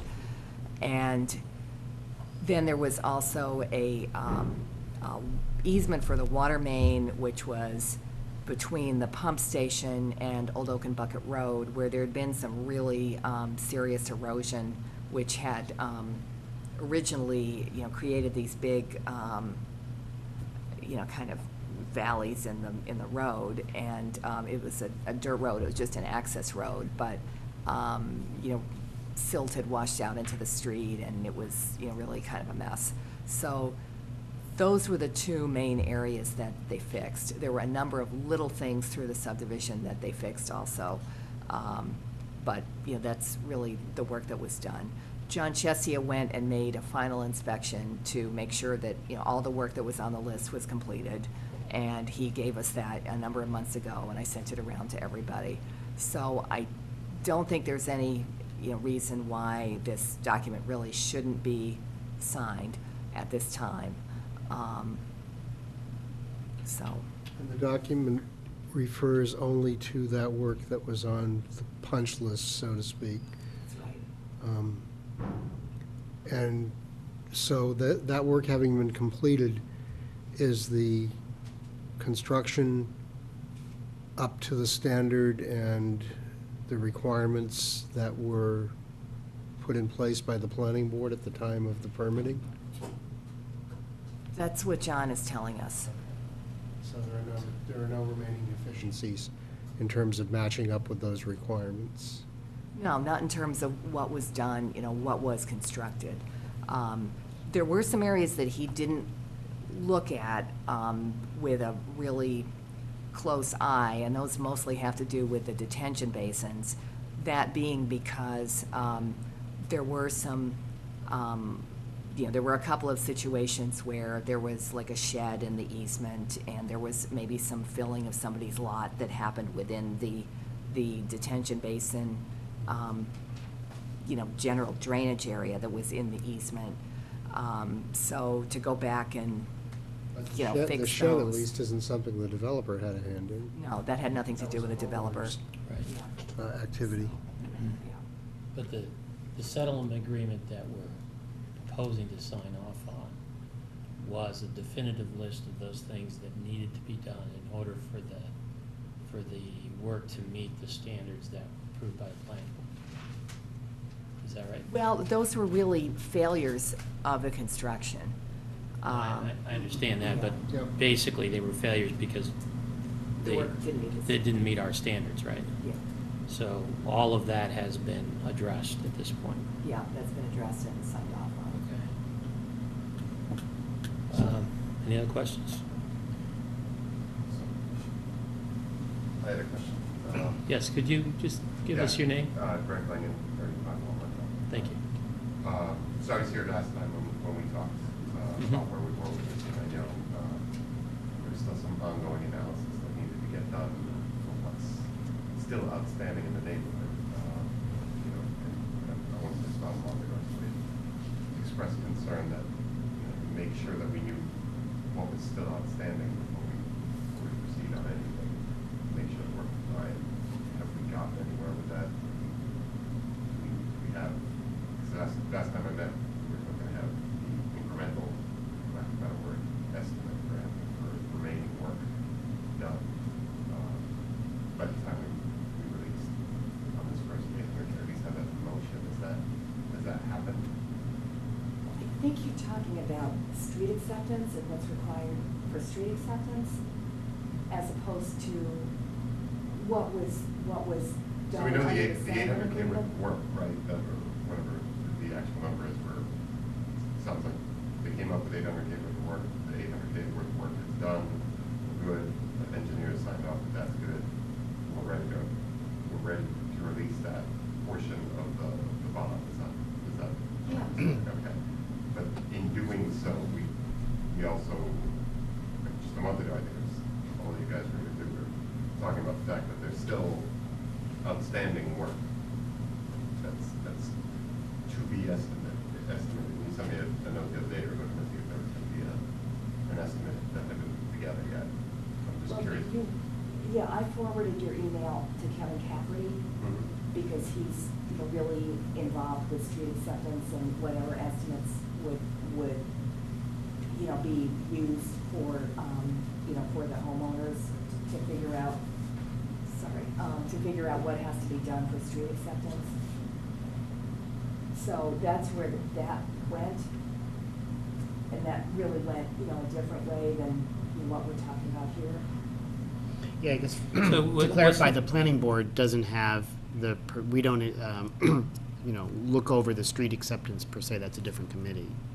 I understand where you're coming from, there's a difference there of. Well, I thought the issue that we talked about was whether the performance bond that was put up for the project was a bond to build the street to a particular standard, or whether it was a bond that to build a street to a standard that would then be accepted by the town.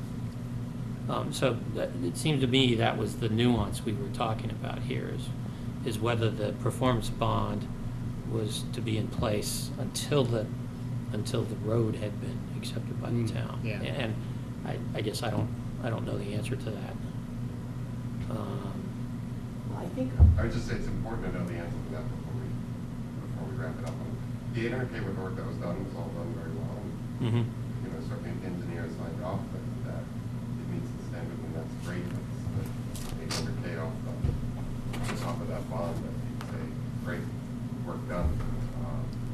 But it was clear that there's remaining work to do according to street acceptance. And what I wouldn't want to do is imply in any way that with this 800K being done, there's nothing left to do on that performance bond. That's my real concern. Yeah, it seemed to me that was And I part of the would- conversation the last time we talked about this, Right. and I don't have an understanding of whether doing this waives our right to something that's broader. yeah, Yeah, you're saying that you want to, We talked, this, Yeah, I'm everybody sorry. was here, right? All you guys were No, here. no, Yeah. So I very much I can remember go back this. over it again. So when we got to street acceptance, it was like we had never had any work done. You know, and they said, oh, there's a ton more left to do, in their words, you know. But, So, I'm sorry, who, when you say in their words, I'm curious. who- street acceptance committee, Oh, okay. The town street acceptance committee. so. I think they're telling you that, yeah, there's work to do, but I think the planning board is telling you, or not telling you, or, you know, it means that the $800,000 worth of work that was done, that's work that the homeowners don't have to do, because that was just done. And that's been done properly, and Yeah, the that's planning what I board got. wants to sign off on it. A-okay with that, and that, I'm A-okay with, what I thought we wanted to do in November, when we met, was have an estimate, put together for the remaining work, so that we were clear that if the 800K that's done, great, we're good to go. There's an incremental X 100K still left to do, and at least have that be part of the communication back to travelers. That's where we got off in November. Yeah, I think. Am I misremembering? No, actually, I think the Yeah. distinction there may be, and maybe this is what we don't have an answer to yet, but, or maybe just I don't understand, is that the additional work to get it to street acceptance level now, the question was whether that was covered under the original performance bond. Yeah. In the way the performance bond was written or interpreted or whatever, and that I don't have the answer to yet, I guess. So I understand what you're talking about. Yeah. It's a question of whether that's a piece of what was guaranteed by the performance bond. And whether we can enforce that. Well, not to kind of, you know, like break through all the eggshells here, but I don't remember the question being asked that the planning board was going to be responsible for coming up with the amount for all the rest. If I could just have the floor for like 2 minutes. I don't remember that being part of the question that was asked, because that wouldn't typically be something the planning board would do, but that would be something the DPW would be doing through the street acceptance process. And I thought that they had come up with a number and given it to you, but maybe they haven't. No one's. Maybe they haven't Yeah, done that yet. If they give it to me, it doesn't really do anything, because I'm a resident, I'm not. But Pardon what me? I did hear at that other discussion in November was that you and Chris Brabham were asking about whether the performance bond guaranteed that other work. No, we weren't asking. You weren't asking that. We weren't asking, we You were are contending that it did. Correct. Correct. Based on Okay. our contracts with Modern Continental at Mhm. the time, and that was something that the board was gonna go back and review. Well, and that confirm. we did do. We got a letter from town council about whether the performance bond did or did not, you know, could or could not be used to guarantee the rest, you know, the other work that you're talking about. Okay, well, I haven't heard Oh. what the result of that is. Well, we just got this letter, you know, late this afternoon, and, yeah, I think I think we have had a chance to go over it as much as possible, but basically what they said was that there was no guarantee from the town that the streets would ever be accepted, that's something, if that happened, you know, because if you believe that there was a guarantee that was given to you by someone from Modern Continental, that's between you and Modern Continental. Okay, but we all know Modern Continental is no longer in business. So that the issue was whether or not the performance bond was in place to ensure that the street was constructed to a standard that would meet street acceptance. Mhm. It's not that we could have them at that standard, and for some reason the street acceptance committee doesn't like us and didn't accept it. I know they can't guarantee acceptance, Yeah. but it was to guarantee, it was to build them out to street acceptance criteria. Yeah. So that in and of itself is clear. So what we're saying here is that we know street acceptance still has remaining criteria that have not been met. Right. Right, so I can't do, none of us as residents can do anything about that. That needs to come from planning and street acceptance to complete that, because myself and everyone else in the neighborhood is nowhere on the performance bond. We can just sit here and ask about it. So that's where I get concerned that I get the 800K worth of work that's done, it's good, great, fantastic. But what I don't want to do is have us be in a position where we are implying in some way or another that we're done, because we're not. The 800K is done, we got it, that's good. But if they're based on the meeting with street acceptance, and based on our conversations last 3 weeks ago, I think, we still needed to get homework done to come up with that number, to get the rest of the work done, which is coming out of that bond to get it to street acceptance standards, so that it can go in front of street acceptance. And I just wanted to make sure that we're still, I mean, it was only a couple of weeks ago, we were all here and talked about that, so I want to make sure we're still on board, on track to do that. Well, I was asked to, I think everybody, if you disagree, tell me, but what I understood was I was asked to get an opinion from town council about whether the performance bond would be appropriate to pay for those, those costs that you're talking about. Okay, so let me stop there for a second. So what other standard would we be building to, not the street acceptance? Does anyone have a? Can I comment for a second? Yeah, go ahead. Sure. The tripartite agreement between the town, travelers, and the contractor set forth a list of items that need to be completed, and those were to bring the project to completion, essentially. All of the standards set forth by the town. That was signed off by the town's engineer, and essentially, the project is now complete. This is the 800K, correct? Correct. Got it. There could be other items. Yep. Aside from that, which would be maintenance items, that have taken place over, a period of time. It could be a number of things that are separate from actually constructing or building the subdivision to the proper standards. And the document actually outlined what all the, all the issues, all the items that had to be completed, were completed to the standard. So anything beyond that, which is either a maintenance thing or something that the Street Acceptance Committee deems necessary, is separate and distinct from the tripartite agreement in terms of completing the project. Okay. So I think I've got everything you're saying, and by the way, this is where the rubber meets the road on this. I just want to take a minute here on this. That's helpful. I got it.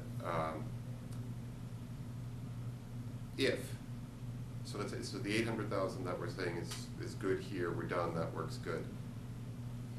If the town is coming back saying there's another $300,000 worth of work that gets this to the final standard, that can still come off of this performance bond, correct? If it's approved by the engineers? So the 800K is done, but it's a $2.6 million bond. So if they come back later and they're saying, there's another 300K worth of work here. It's separate and distinct from the tripartite agreement that was agreed to for completion of the work, so. Right, which was the submission that they gave to the town and said, here's the 800K for this block of work.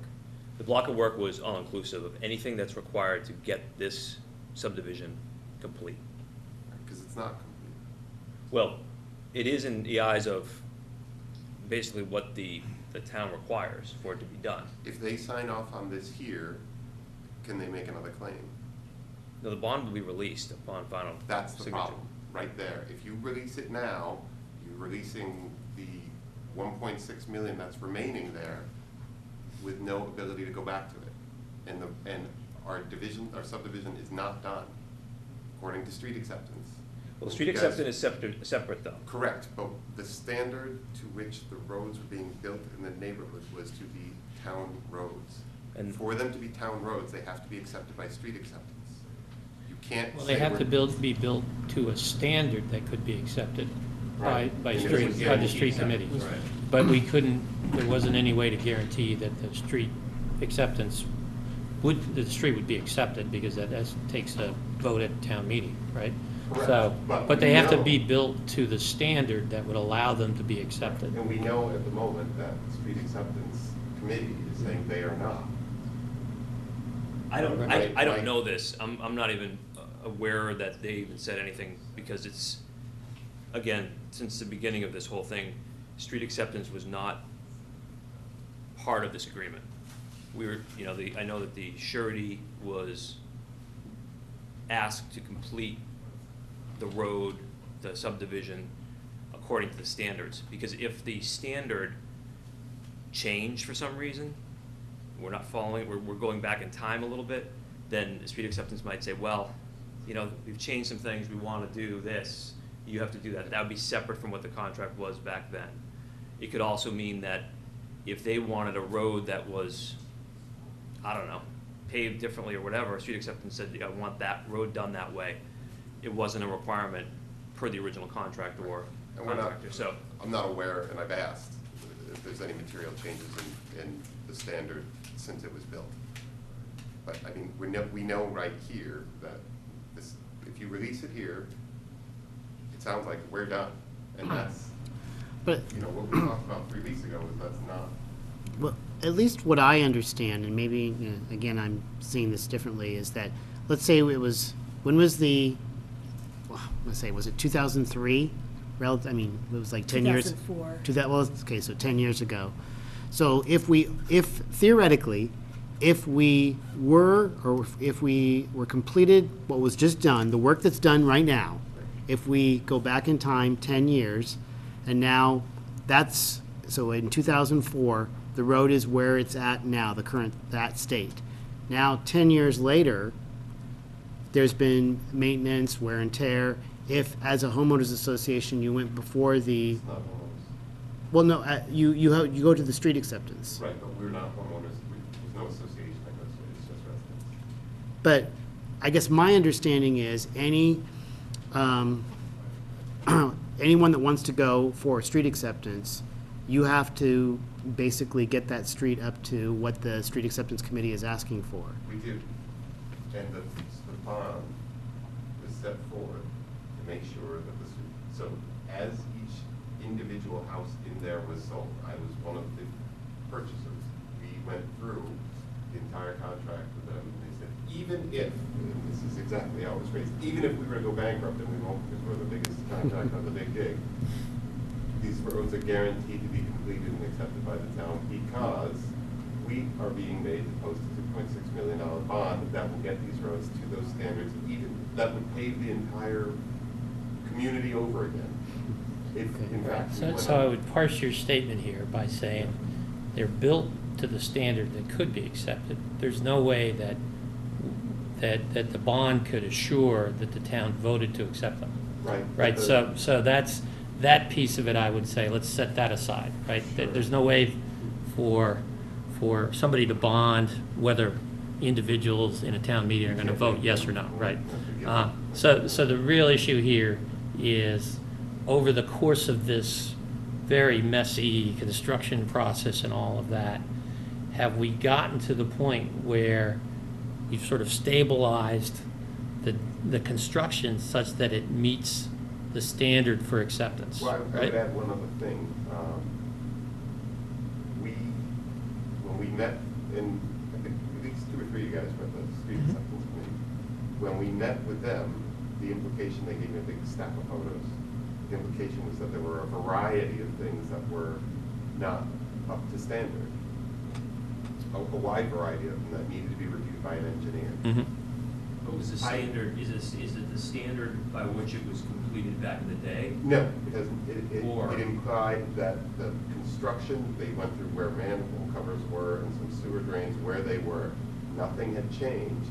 It's that they're not in the right place, and they gave, you guys would have got a ton of photographs about it. This is in the wrong place, that's in the wrong place. I this is in the apologize, wrong- I don't know anything about the We street never acceptance shared committee any of that stuff, so. information. You guys- Bill, you Bill were- might have been there, but. No, um, I wasn't, I was way in the back somewhere, I didn't get a copy of whatever I didn't bring my was being photos, but discussed. In any event, the point is that if they're telling us that they see a wide variety of issues that need to be reviewed by an engineer before we can know if it's acceptable, I don't know that those aren't to be covered out of the bond. If there is I'll make it up, if there's a manhole cover or a sewer drain that's not in the right place, it hasn't moved in the last 10 years, and the standard for it has not changed, the funding to move that or change that would come from this bond. And if you release the bond here, we don't have access to that funding. And now suddenly it's on the residents because the town released the bond, and we had no control over whether or not that happened. So you release our last chance to actually get the insurance or assurance that came from that bond from the people we paid for our houses from. We paid for that bond. The bond wasn't just they didn't just put it in there, it's baked into every home. And if you release it here, then we don't have the ability to tap into it for what they screwed up. And we don't necessarily know, maybe they didn't screw anything up. Maybe they'll go out, maybe they're being over dramatic at the street acceptance committee in September, and in fact, it's just a cute little pothole. But in any event, we don't know right now. And if you release it now, and then we come back and say, whoa, half the drainage system was done wrong, and our last engineer didn't notice that when we did the 800K work, it should have been 1.2 million. Well, now I have no recourse. Not the town doesn't have any recourse. And that obviously will not go over well with the 60 residents that have been waiting for 10 years for this to get wrapped up. I mean, I can't be any more blunt about it than that. It's been 10 years. We need to get it to some sort of closure. And I don't want to see us be really, really concerned about releasing the bond instead of really, really concerned about whether or not the residents of the neighborhood have gotten what they're supposed to from the bond. That's where I'm at. I think we're all I appreciate concerned that. about the. But if we release it here, he's telling me we're done. Yeah, I know, I hear you. It's just, yeah, this is a Am little I- more am I- involved Did I miss than. that? I mean, No, no, And in no, all honesty. by the way, I know why you're doing your job, so I'm not, there's no No, I- animosity there. I'm just saying that if we release it, if we're doing what he says, then we Well- lose that recourse. And I guess to look at this, you know, in accordance with the tripartite agreement, the town's engineer looked at it and said, the work is completed. It's up to standard. To what standard? The town standard, that's all I've been told, the town standard. To me, it's separate and distinct from what the street acceptance could say. This was completed back in June, and, I mean, you're well aware of it, I mean, the people were working out there, so it's been completed since June. Okay, so to say that it's completed to the town standard, I was of the same impression you were. When that work all got done, and I'd ride around there with my kids, I was like, great, this looks great, and I'm sure they're gonna come up here and say, this looks like it's going well, we had a nasty winter, we're gonna have another one, that pavement is as smooth as silk, it's fantastic. But then to go to street acceptance and have them basically tell me, you don't have a chance in hell, there's so much wrong up there, which is pretty much how we left that meeting, tells me we got a real problem here, because I don't see what these things could possibly be that are wrong in there, but we don't know. So, but, you know, if they're telling me we are miles apart, then why would I rush to release this and release my only ability to tap back into that funding? I don't know if the street acceptance engineer came back and said, you know, in actuality, it's only there's some cracks in the pavement that, you know, really aren't that great, and a few other little things. Great, whatever. But they didn't leave us with any impression that it was minor, so they say that it meets a standard. I agree. When we met the standard, when we had the engineers say 800 grand worth of work, here it is, it's all done, it's good, fantastic. I assume at that point we're going to step into street acceptance, and they may not like the way a light post is put or a sign or something like that. They may say you need to do some things before you can accept it, but that wasn't the message. The message was you're way, way, way, way off. And what are the things that are, We don't know. That's Wrong. the problem. No one can tell me. How Well, the can- street acceptance. And we haven't seen anything on that, Laura? No, we would typically look at street acceptance sometime further down the process, but that committee is the main one, and that has the town engineer on it. One of the things that I know that they So look who's the for, town engineer? Is it not John Chessier? No. he's the consulting engineer that, Okay. Yeah. So, yeah, that we hired. so why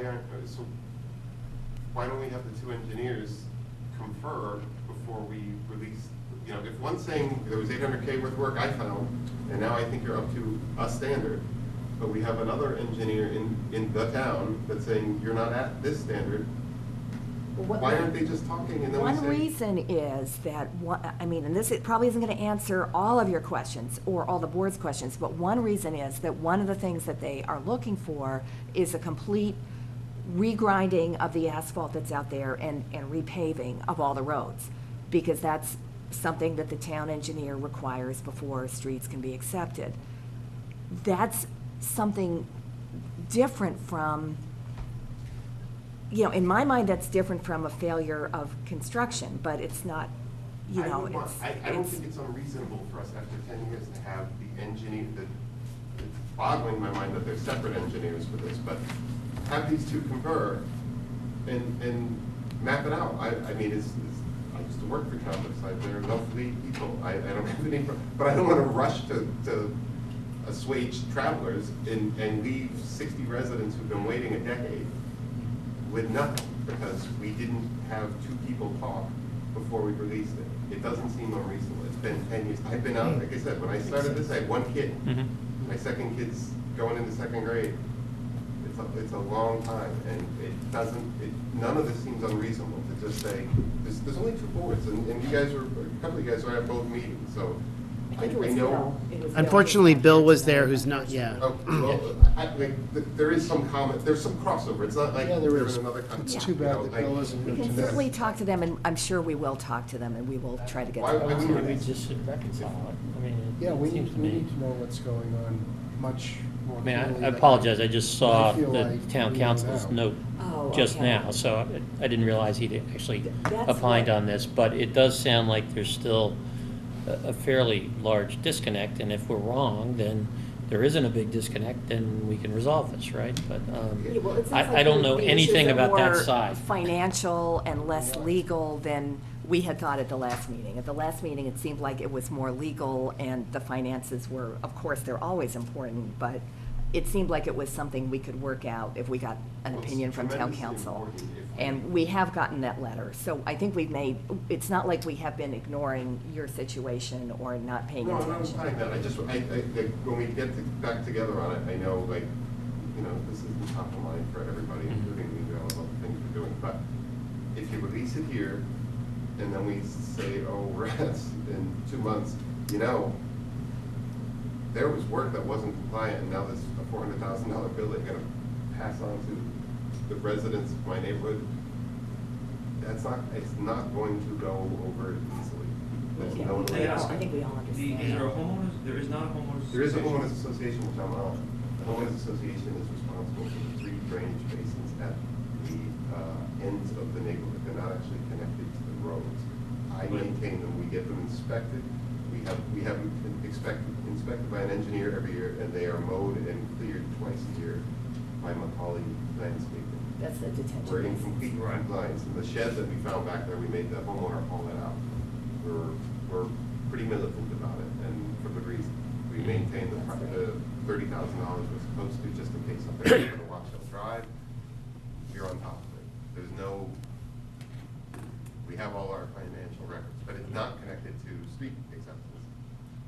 You know, that's why I always, when I come in. Homeowners Association was never made part of maintaining roads. Right, the only thing we do. There was never is any drainage. money collected or any I've got called any about activity. chicken coops and whether or not someone can have a boat in the yard, we don't do any of that, we just do, Well, that's- those 3 drainage basins. It sounds to me, I mean, again, no disrespect to what you're dealing with, but I think, you know, on this side, this has been going on now since June. We've been trying to get reviews, sign-offs, everything to complete the project according to the agreement that all the parties signed. And your own engineer is saying it's completed. I mean, I can't stand here and say that street acceptance is saying this and that's whatever. I can't comment on that. I can say that, I could tell you that this agreement, the work that was required per contract is complete. For that, but they have not. It's separate and distinct, I'm just saying, it's separate and distinct from anything else that was agreed to.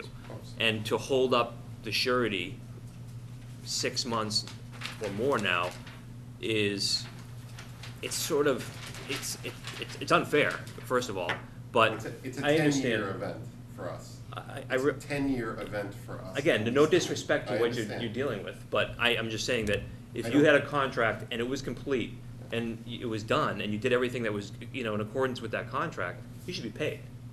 And I don't want you to not be paid, but I do want to make sure that they've made the connections that they need to before we move on. And I don't think it's unreasonable. It's been 6 months, another month. I thought we were going to have an estimate when we talked last.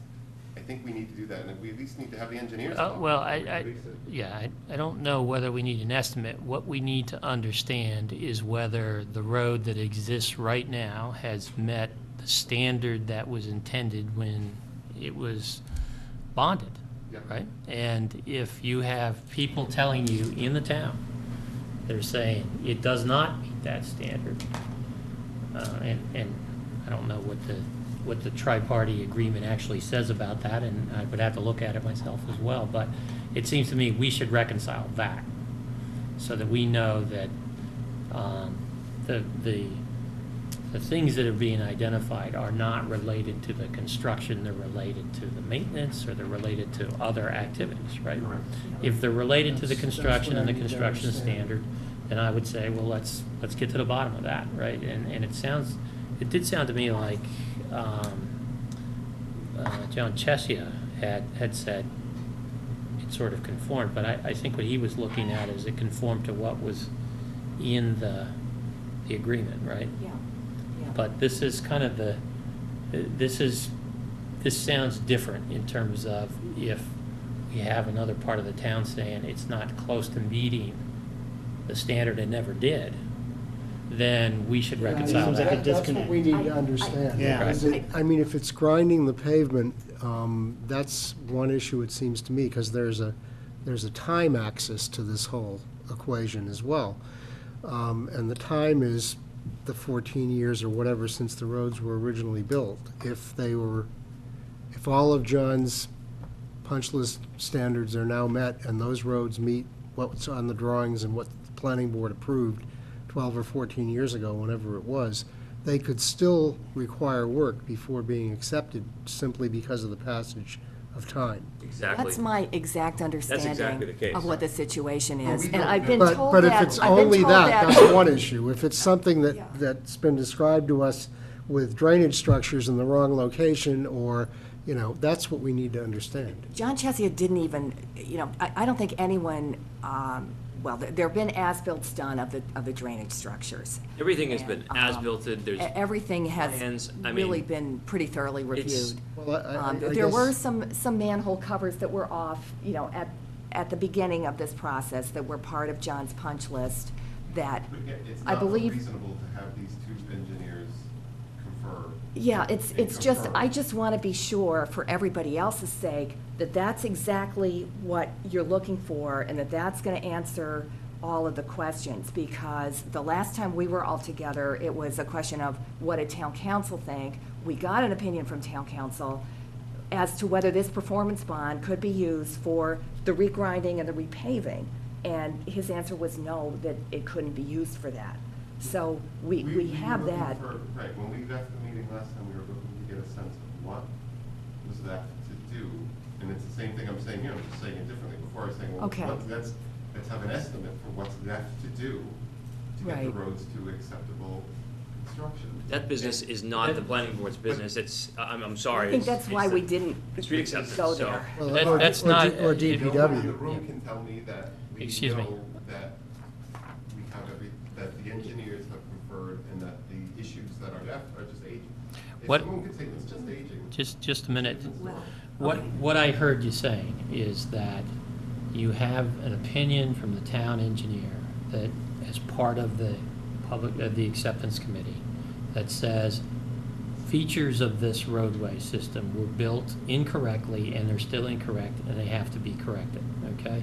If that's the case, then we need to resolve that. Yep.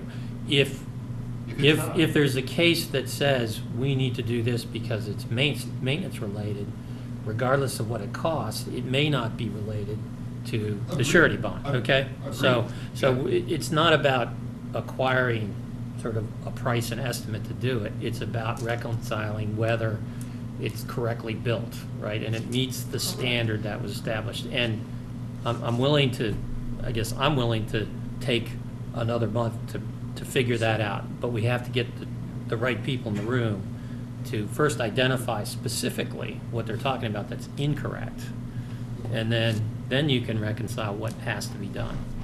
Right. I mean, it's I'm not trying to stick travelers with a bill to make our roads prettier, I just want to make. No, sure I before we understand it, release but you talk about estimates, and in my view, estimates are after you've decided what's wrong and what I'm just needs to looking be at it. corrected to bring it to the standard that we all agree is the standard. What okay? falls into what Yeah, category? I mean, we had a brief conversation about it, but I would rather have something in writing because I'm feeling like, that's important for the situation. Yeah, But I agree. our conversation about it was, based on the number of feet, it was gonna cost in the neighborhood of 300,000, plus or minus something. And that was for the regrinding and repaving. And I didn't hear anything Right. else about any manhole covers or anything. And I also was told that the estimate couldn't actually be released, that there were a number of people involved with looking at it, and, Why don't we Yeah, just list out so- what we need to so have I'll go meet back. and do that? And then Sorry? we can, why don't we just list out who actually needs to be at the table? So it's the town engineer, what's the town engineer's name? well, yeah, okay, yeah, tell us who you think should be at the table. Okay, No, so I'm, the town I'm engineer- asking you guys, 'cause it's the easiest thing. Whoever to do. has Well, this- at the street acceptance, At it's street Kevin acceptance, who set that standard? Kevin chairs it, and Bill Limbacher is on the committee. He's a member of it. The town administrator may have some role in this that I don't know, so I don't want to preclude that. As to whether this estimate can be released now, it has to be released later, what the issues are involved with that. What I want I to do think is. the estimate may be a separate and second step. Secondary. It Yeah. would be good to find out exactly what the street acceptance committee feels is needing to be corrected.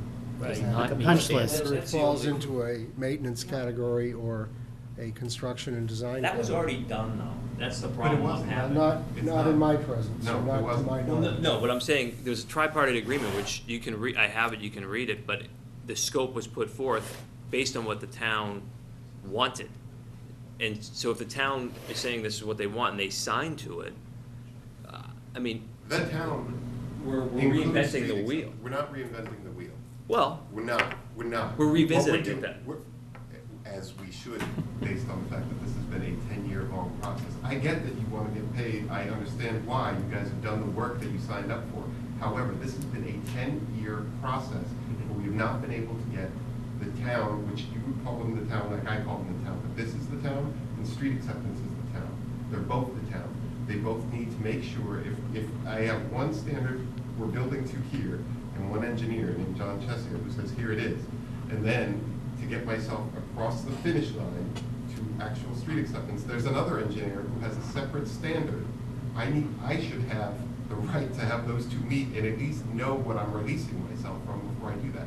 That's all I want to say. I agree with what you're saying. Yeah, I hope I you know. know that. I do. I'm disappointed, though, that the town has agreed to this agreement, and it's a contract, and it's complete now, and is unaware of, the other side, I guess. It's discouraging to see that we've sat here for 6 months trying to get this thing through, and we're not. Well, some of that was because Right, too. the lawyers working out that agreement took months to work it out. Well, I mean, since it we went completed the back and project. forth and back and forth between the different attorneys. we completed the project, Laura, in June. Yeah, but that had nothing to do with working out the final agreement. I mean, just getting that out took That a was number of since months. August, actually, the last Well, part. just within the past couple months, I finally got it, that Travelers Wow. attorney had signed off on it. I mean, it took them a long time to sign off on it. I understand. So, Well, but I think as a board, like right now, right now, I don't have enough information to make any kind of I decision. understand, and I think. I would agree. So, and I think we all feel that way, so Yeah. there's really nothing, I mean, our hands are tied, if you will, because we need to have this going forward, like exactly what you said, of, is it a maintenance issue, or are there massive things that are wrong with it that the town is requiring? Yeah, well, I think we'll have to do it all in writing, because then the tone part will be out of it. I think sometimes the Well, way it's the things thing, are it's just if everybody's in the same expressed spot, you sounds know. different from what they actually are, Yeah, but so. if we have everybody in, so if it's John Chesia, and who's, like, we keep saying the town engineer, who's the town engineer? Kevin Cafferty. Kevin Cafferty, a couple of you guys, doesn't need to be everybody, and, someone from street acceptance, all of them just meet briefly and just say, okay, you know. Yeah, I'd like to do it the way that is most efficient, and I'm not sure that involves an actual meeting of people face to face. But then I end up doing a telephone game, that's the problem, and then we're Well- all hearing the same thing, and that delays them getting paid too. The last thing I want is to have, and I forget your name, I'm sorry. John, to come back again and me be up here crabbing about it again and have, I don't want that. Okay, You know, I'll do my best to get the meeting together and. I will take a day off from work, it's that important to me that this gets done. Yeah. Don't want you to have to do that, but if you wanna do that, you're welcome to. This is. And I think you're And so right, let's we do just- need it in writing eventually. Mhm. The results of the I meeting think- need to be. Absolutely, Yeah, yeah. absolutely. And let's be sure that we're talking about, we're here, and you think we need to go here. There could be a mix of things that include bringing it up to standard for construction, and then there could be maintenance activities, and the maintenance activities are not necessarily part of what was Agreed. bonded, okay? I- So maybe there is a gap, and maybe 20% of it is construction work, and maybe the rest of it is maintenance related. I don't know, yeah, but let's Let's get figure it that out. definitive answer, and then we can make a decision. It would surprise me very much if John Chessie's opinion and Kevin Cafferty's opinion, when they sat down and spoke to one another about specific details, was vastly different. Yeah, it was I surprising. can't imagine that being the case. Mhm. We met initially, We- we being all the parties, I said all the parties, Kevin Cafferty, John Chesia, Laura was there. I'm trying to think who else was in. You know, met and discussed this whole process before the tri-party agreement was put Mhm. together. The list was generated by John Chesia, Kevin Cafferty reviewed it, it was finalized, it was signed, you know, everything was attached and signed, so that's how it began. So we're coming full circle in a way to that point, it Right. sounds. And if they come back and say, you know, this was everything that needed to happen in order to They did. get to that standard, well, I haven't heard that yet, I guess. I mean, you're saying they did, but. John Chesia. John signed did. off on it. We didn't get a sign off from Kevin We didn't Cafferty, hear from but Kevin. that wouldn't be something we would ordinarily do. Right. But given the I asked It that- sounds like I asked we the need the question. answer. right. I even Yeah. asked the question months ago about, is this it? And that Well, was it. it certainly seemed like it was at the time. I understand, no, I understand. So- It's just, you know. I understand, and I apologize for the inconvenience for both of you having to come out to these meetings, you know, late at night. So let's try to get it resolved with a definitive list, if there is a list, of what remains to be done under And the exactly construction performance What type of work it is. and the maintenance, right? And, Yeah. and can I just say, like, so just what I hear theoretically, right? Assuming that there's no, like, all the catch, or not the catch basins, but all the manholes, everything's in perfect location. It's just the regrinding of the pavement and replacing it. You're saying that that's okay, that that's the responsibility of the homeowners? No, but that's a separate issue. Okay. Because at this point, the 10 years that have gone by since the town, so like I said, I've been at this 7 years. Them telling me now, street acceptance telling me now that they don't accept 13-year-old roads, won't go over well because they weren't 13-year-old roads at the time. But that has nothing to do with this board or that bond. That has to do with them not taking this issue up for 7 years. Okay. That's a totally separate issue. Like All I right. said, I'm not trying to stick track. I'm just trying to, You know, No, I hear you. again, I'm just trying to understand and Yeah, we split just want to that. understand. Yeah, Yeah. because if they say, hey, these roads are old, it's right, and when I started this in 2006, they weren't old. Right. And they are no different than any other road in town. So now if the town takes 10 years, the town collectively takes 10 years to get to the point where they can accept the roads, and then says they won't accept them because it took them 10 years to accept them, that's a separate issue, which we'll deal with separately. Okay. That's not part of the bond. All right. That's not part of the. All right, Well, I just thank wanted to be you- clear thank on you for that. Yeah, well, this is like, there's a lot of moving parts. So, after 10 years, it's gonna be. 10 Okay. years, we have I was a another young month man to once, figure it out. We all were. Okay, so Laura, you'll I will get spearhead with Kevin that. Cafferty, he'll get with John Chesia, we'll try to convene a meeting so that we can explain everything to everyone in person. If everybody else agrees to do that, I'm assuming that we can do that. I think it's important. And then, like Yeah. you said, to get it in writing, or so that And that's, whatever the outcome is. communicated back to this Whoever is board. there or isn't there, it'll be in writing so that we can all. right. So the next time, when you're here, then we have information before us where we can make a intelligent intelligent decision. If it's at an available time, I'd be happy to attend as well. Okay, great. I mean, the sort of end game of this would be to get a document that said, from street acceptance, we'll recommend the town meeting accept these roads if. Yeah. I just Big want to be list. clear, I can't Small list, guarantee that there whatever. will be a meeting like that, because that's not really my role with the town, but I'll do everything I can to try to make it happen. Sure, if I can assist, I'd be happy to. Okay. If Al Bangert or, you know, some of the selectmen or whatever, if if something else can help make it happen, I'd love to do it. Like I said, I'm willing to take a vacation day to do it. It's fun. Okay. And of course, I'd like to be there as well, so please notify me if it's going to take place that way.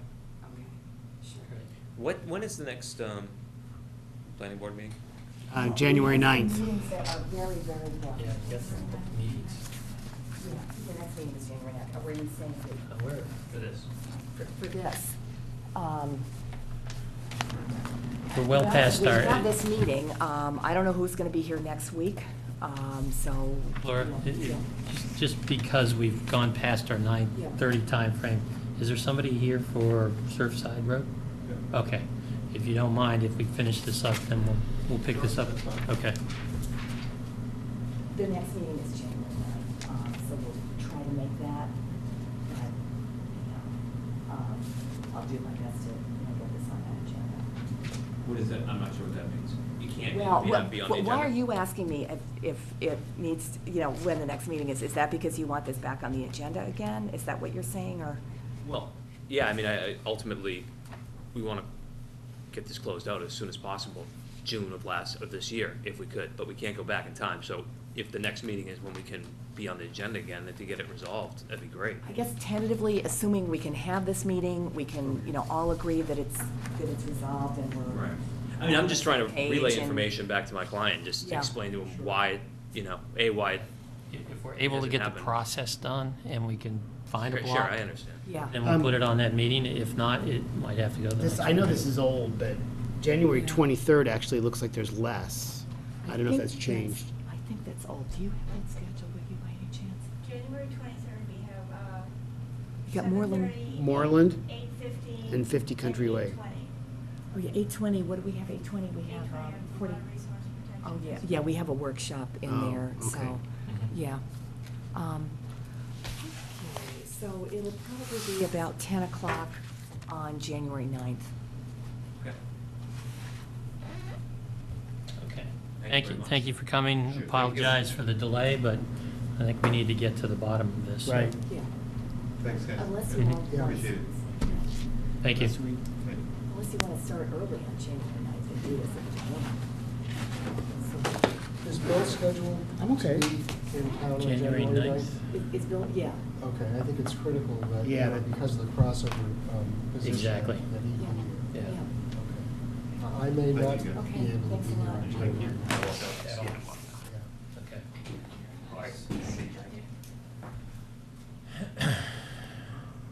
Okay, I apologize to those who are interested in Surfside Roads Form A, but let's see what we can do to address this.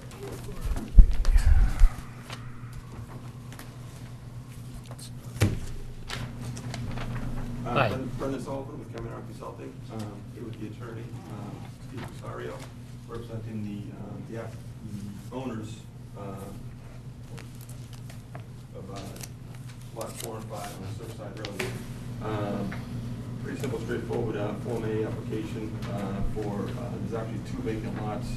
We're creating this parcel A to make this lot 5 more conforming with respect to frontage. What kind of frontage does it give you? It's going to be up to 113 feet on lot 4, and 13 feet for lot 5 in parcel A, considered mine. Parcel A and lot 4 are currently under registered land court, so we have to go to land court to get those, get that subdivision approved.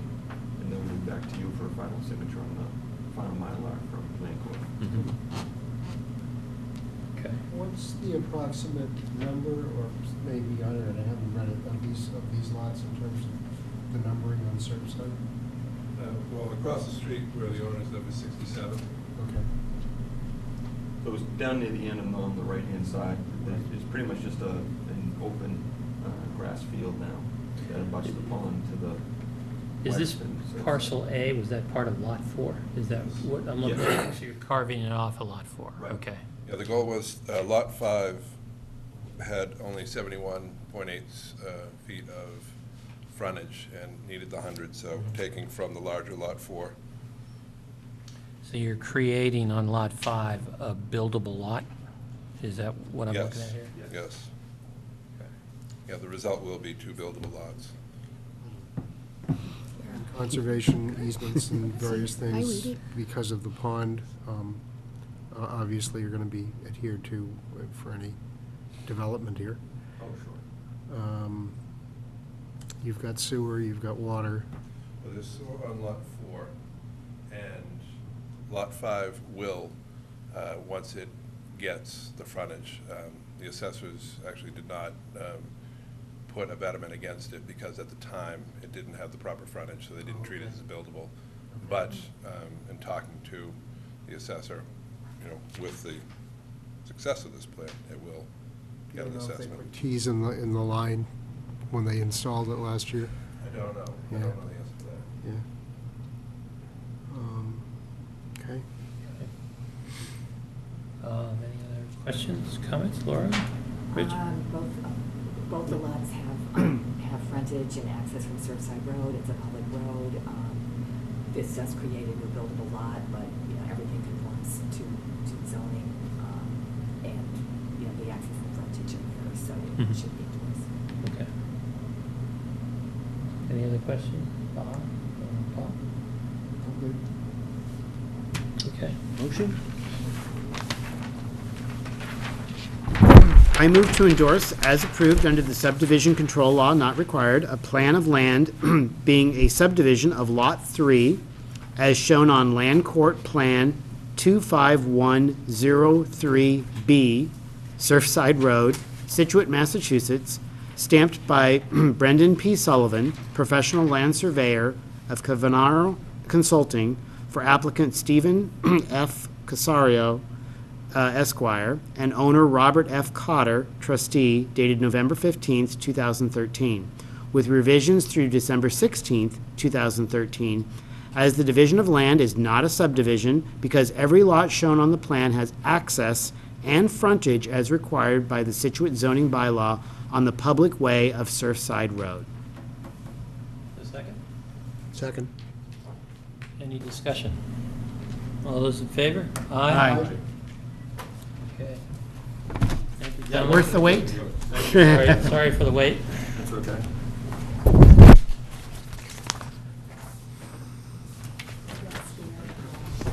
Christmas, thank you. Merry Christmas, yes. Oh, well, here's another one. Here, keep that. Oh, you got what you need? Okay. All right, we have anything left here? What was Watch Hill? Is that from? I'm sorry? That was from last time. That was Oh. last time. Those houses are going to have to go up on Oh. stilts. Oh, that's the only school. Oh, you're giving this to No, me. no, Okay, the never ones mind. on Surfside. Oh, yeah, I gotta go way up. Okay, anything else, Laura? Okay. I actually have a question, and maybe you already did this It's because privacy. of the town, or the liaison reports. Last time I wasn't here for the EDC, did you do a report on the EDC? What happened? Bill and Steve went to the EDC. Yeah, Did you report on it? Yeah. So I'll just watch it and I don't have to ask? yeah, Okay. we provided kind of the brief overview of what they provided, which they were providing a presentation to the selectmen as an update of where they were. And they really had another stage to go through. This was kind of the as-found condition and some of the concepts of what they might suggest, but they still have another stage to go through. Right. And Bill and I did talk to them about, you know, the business overlay district and the Driftway, and that we're really sort of holding off any kind of town meeting, you know, support until we hear back from them on kind of what they're suggesting over there. So, but it was good. They did a nice job, and they identified some pretty interesting little tidbits of information that I thought would be useful in just sort of directing us in the right direction anyway. But there was no silver bullet where we're going to end up with 15 or 20% commercial. You know. Okay. All we need is a motion then from Bob. I would so move. All those in favor? Aye. We're adjourned.